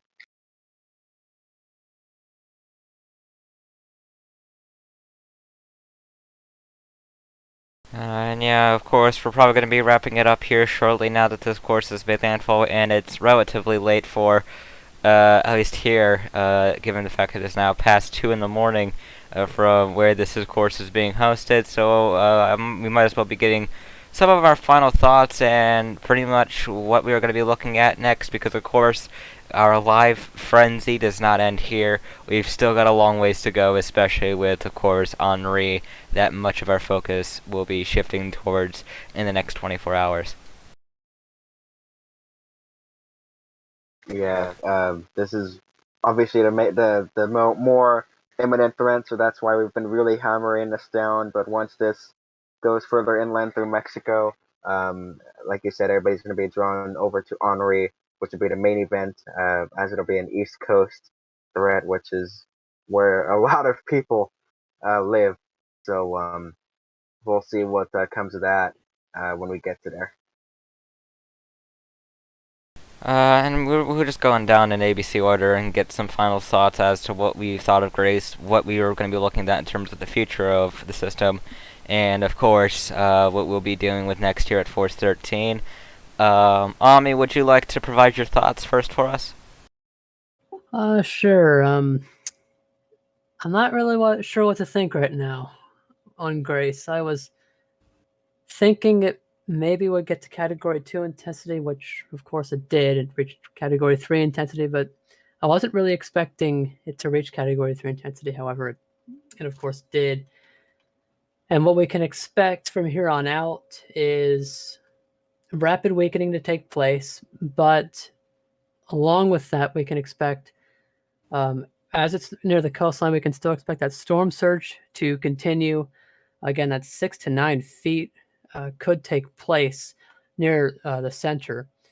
And 18 inches of rain maximum possible in inland areas in Mexico. And that's as the system, of course, rapidly weakens. So as you go further inland, the threat of wind goes down, but the threat of rainfall goes significantly more greater. And it's great, of course, near the coastline as well. And yeah, of course, there were questions on the chat about whether we had called it as landfall. We did. 120 miles an hour, 968 millibars, National Hurricane Center going slightly higher. Of course, the analysis team will be doing some reanalysis once this is over, so this is just a preliminary landfall estimate. Of course, this could change, and of course, there will be a track animation for this in the future, so you'll figure out you'll figure out the official final intensity then. Next, I believe Isaac already said what he needed to say, if I'm not mistaken. Yeah, just the same general thing. For those of you out ahead of the system, I would say within the next 6 hours or so, this is still going to be a massive wind threat for you guys. And after that, it's going to be absolutely shredded by the mountainous terrain of Mexico here. So mainly, this storm's going to be a wind threat and a rain threat, especially when it gets a lot weaker in time here. So those of you guys along the path of this, just stay safe. We're in the eye of this, of course, right now. Like I said, just don't go out and about. Stay where you are. As you can see on the radar, the second half of the Eyewall, I'm sorry, is about to cross on shore here really soon. So don't make any foolish decisions. Stay where you are and be smart about it. And then after this is all said and done, we could all go over and focus more on Honorary. But for now, Grace is the main thing. So just please, everybody, stay safe tonight. And that's really all I could say. I can't really say any more. My brain's kind of fried right now, so I'll just hand it back over to Xavier. Yep, and of course we still have quite a few people here. Joey, of course, you've been watching this from the other side of the Atlantic Ocean here. What are your final thoughts on Grace here? Well, the system did definitely take me by surprise. I was expecting it to make landfall as a mid-range category 2, but here we are, 120 miles per hour, making landfall, or has made landfall on Mexico.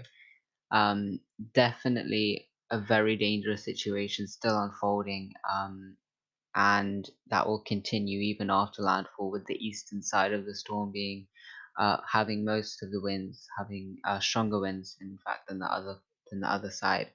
And even as it moves inland, rainfall will still be a threat. So if you are in Mexico in the path of this system, make sure you are watching the system very closely. Indeed. Kenneth, your final thoughts on this? As it leaves the Yucatan and with the inner course of 5, it really did a pretty impressive rapid intensification with the aid of very favorable environment and unique geography of Campeche, which very favorable for more development, which brought Grace right now into a Category 3 major hurricane and make a pretty devastating landfall over Veracruz, Mexico. Right now, it's really bringing some extreme conditions at the Eyewall. It's currently the overall range of impact exceeding 600 kilometers. And a factor forecast, I knew when last night when I knew it's gonna rapidly intensify with some very strong favorable signs. I pretty expect it's a Category 3, but it's a pretty dangerous storm. I know it's not going to be fun.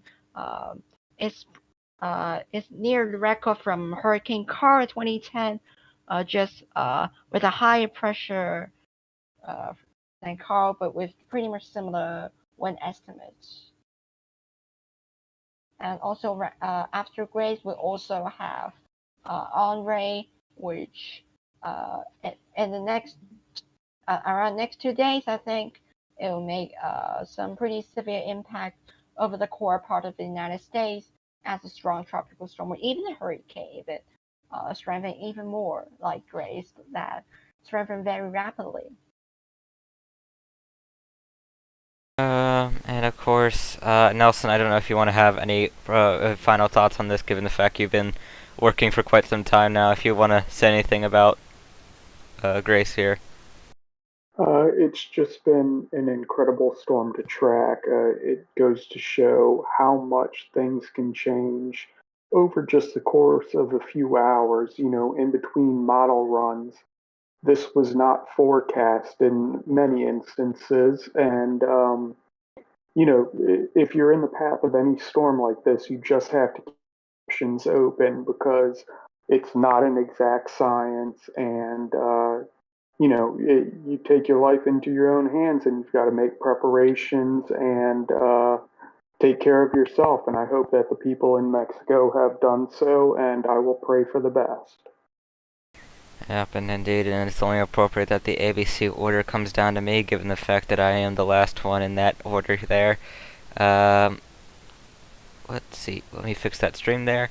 Anyways, yeah, this storm has definitely been a not so fun one to track, given the fact, of course, this started in the main development region, organized itself, and became a very disorganized system with a very hard to track center. The Recon had so many struggles trying to find a center.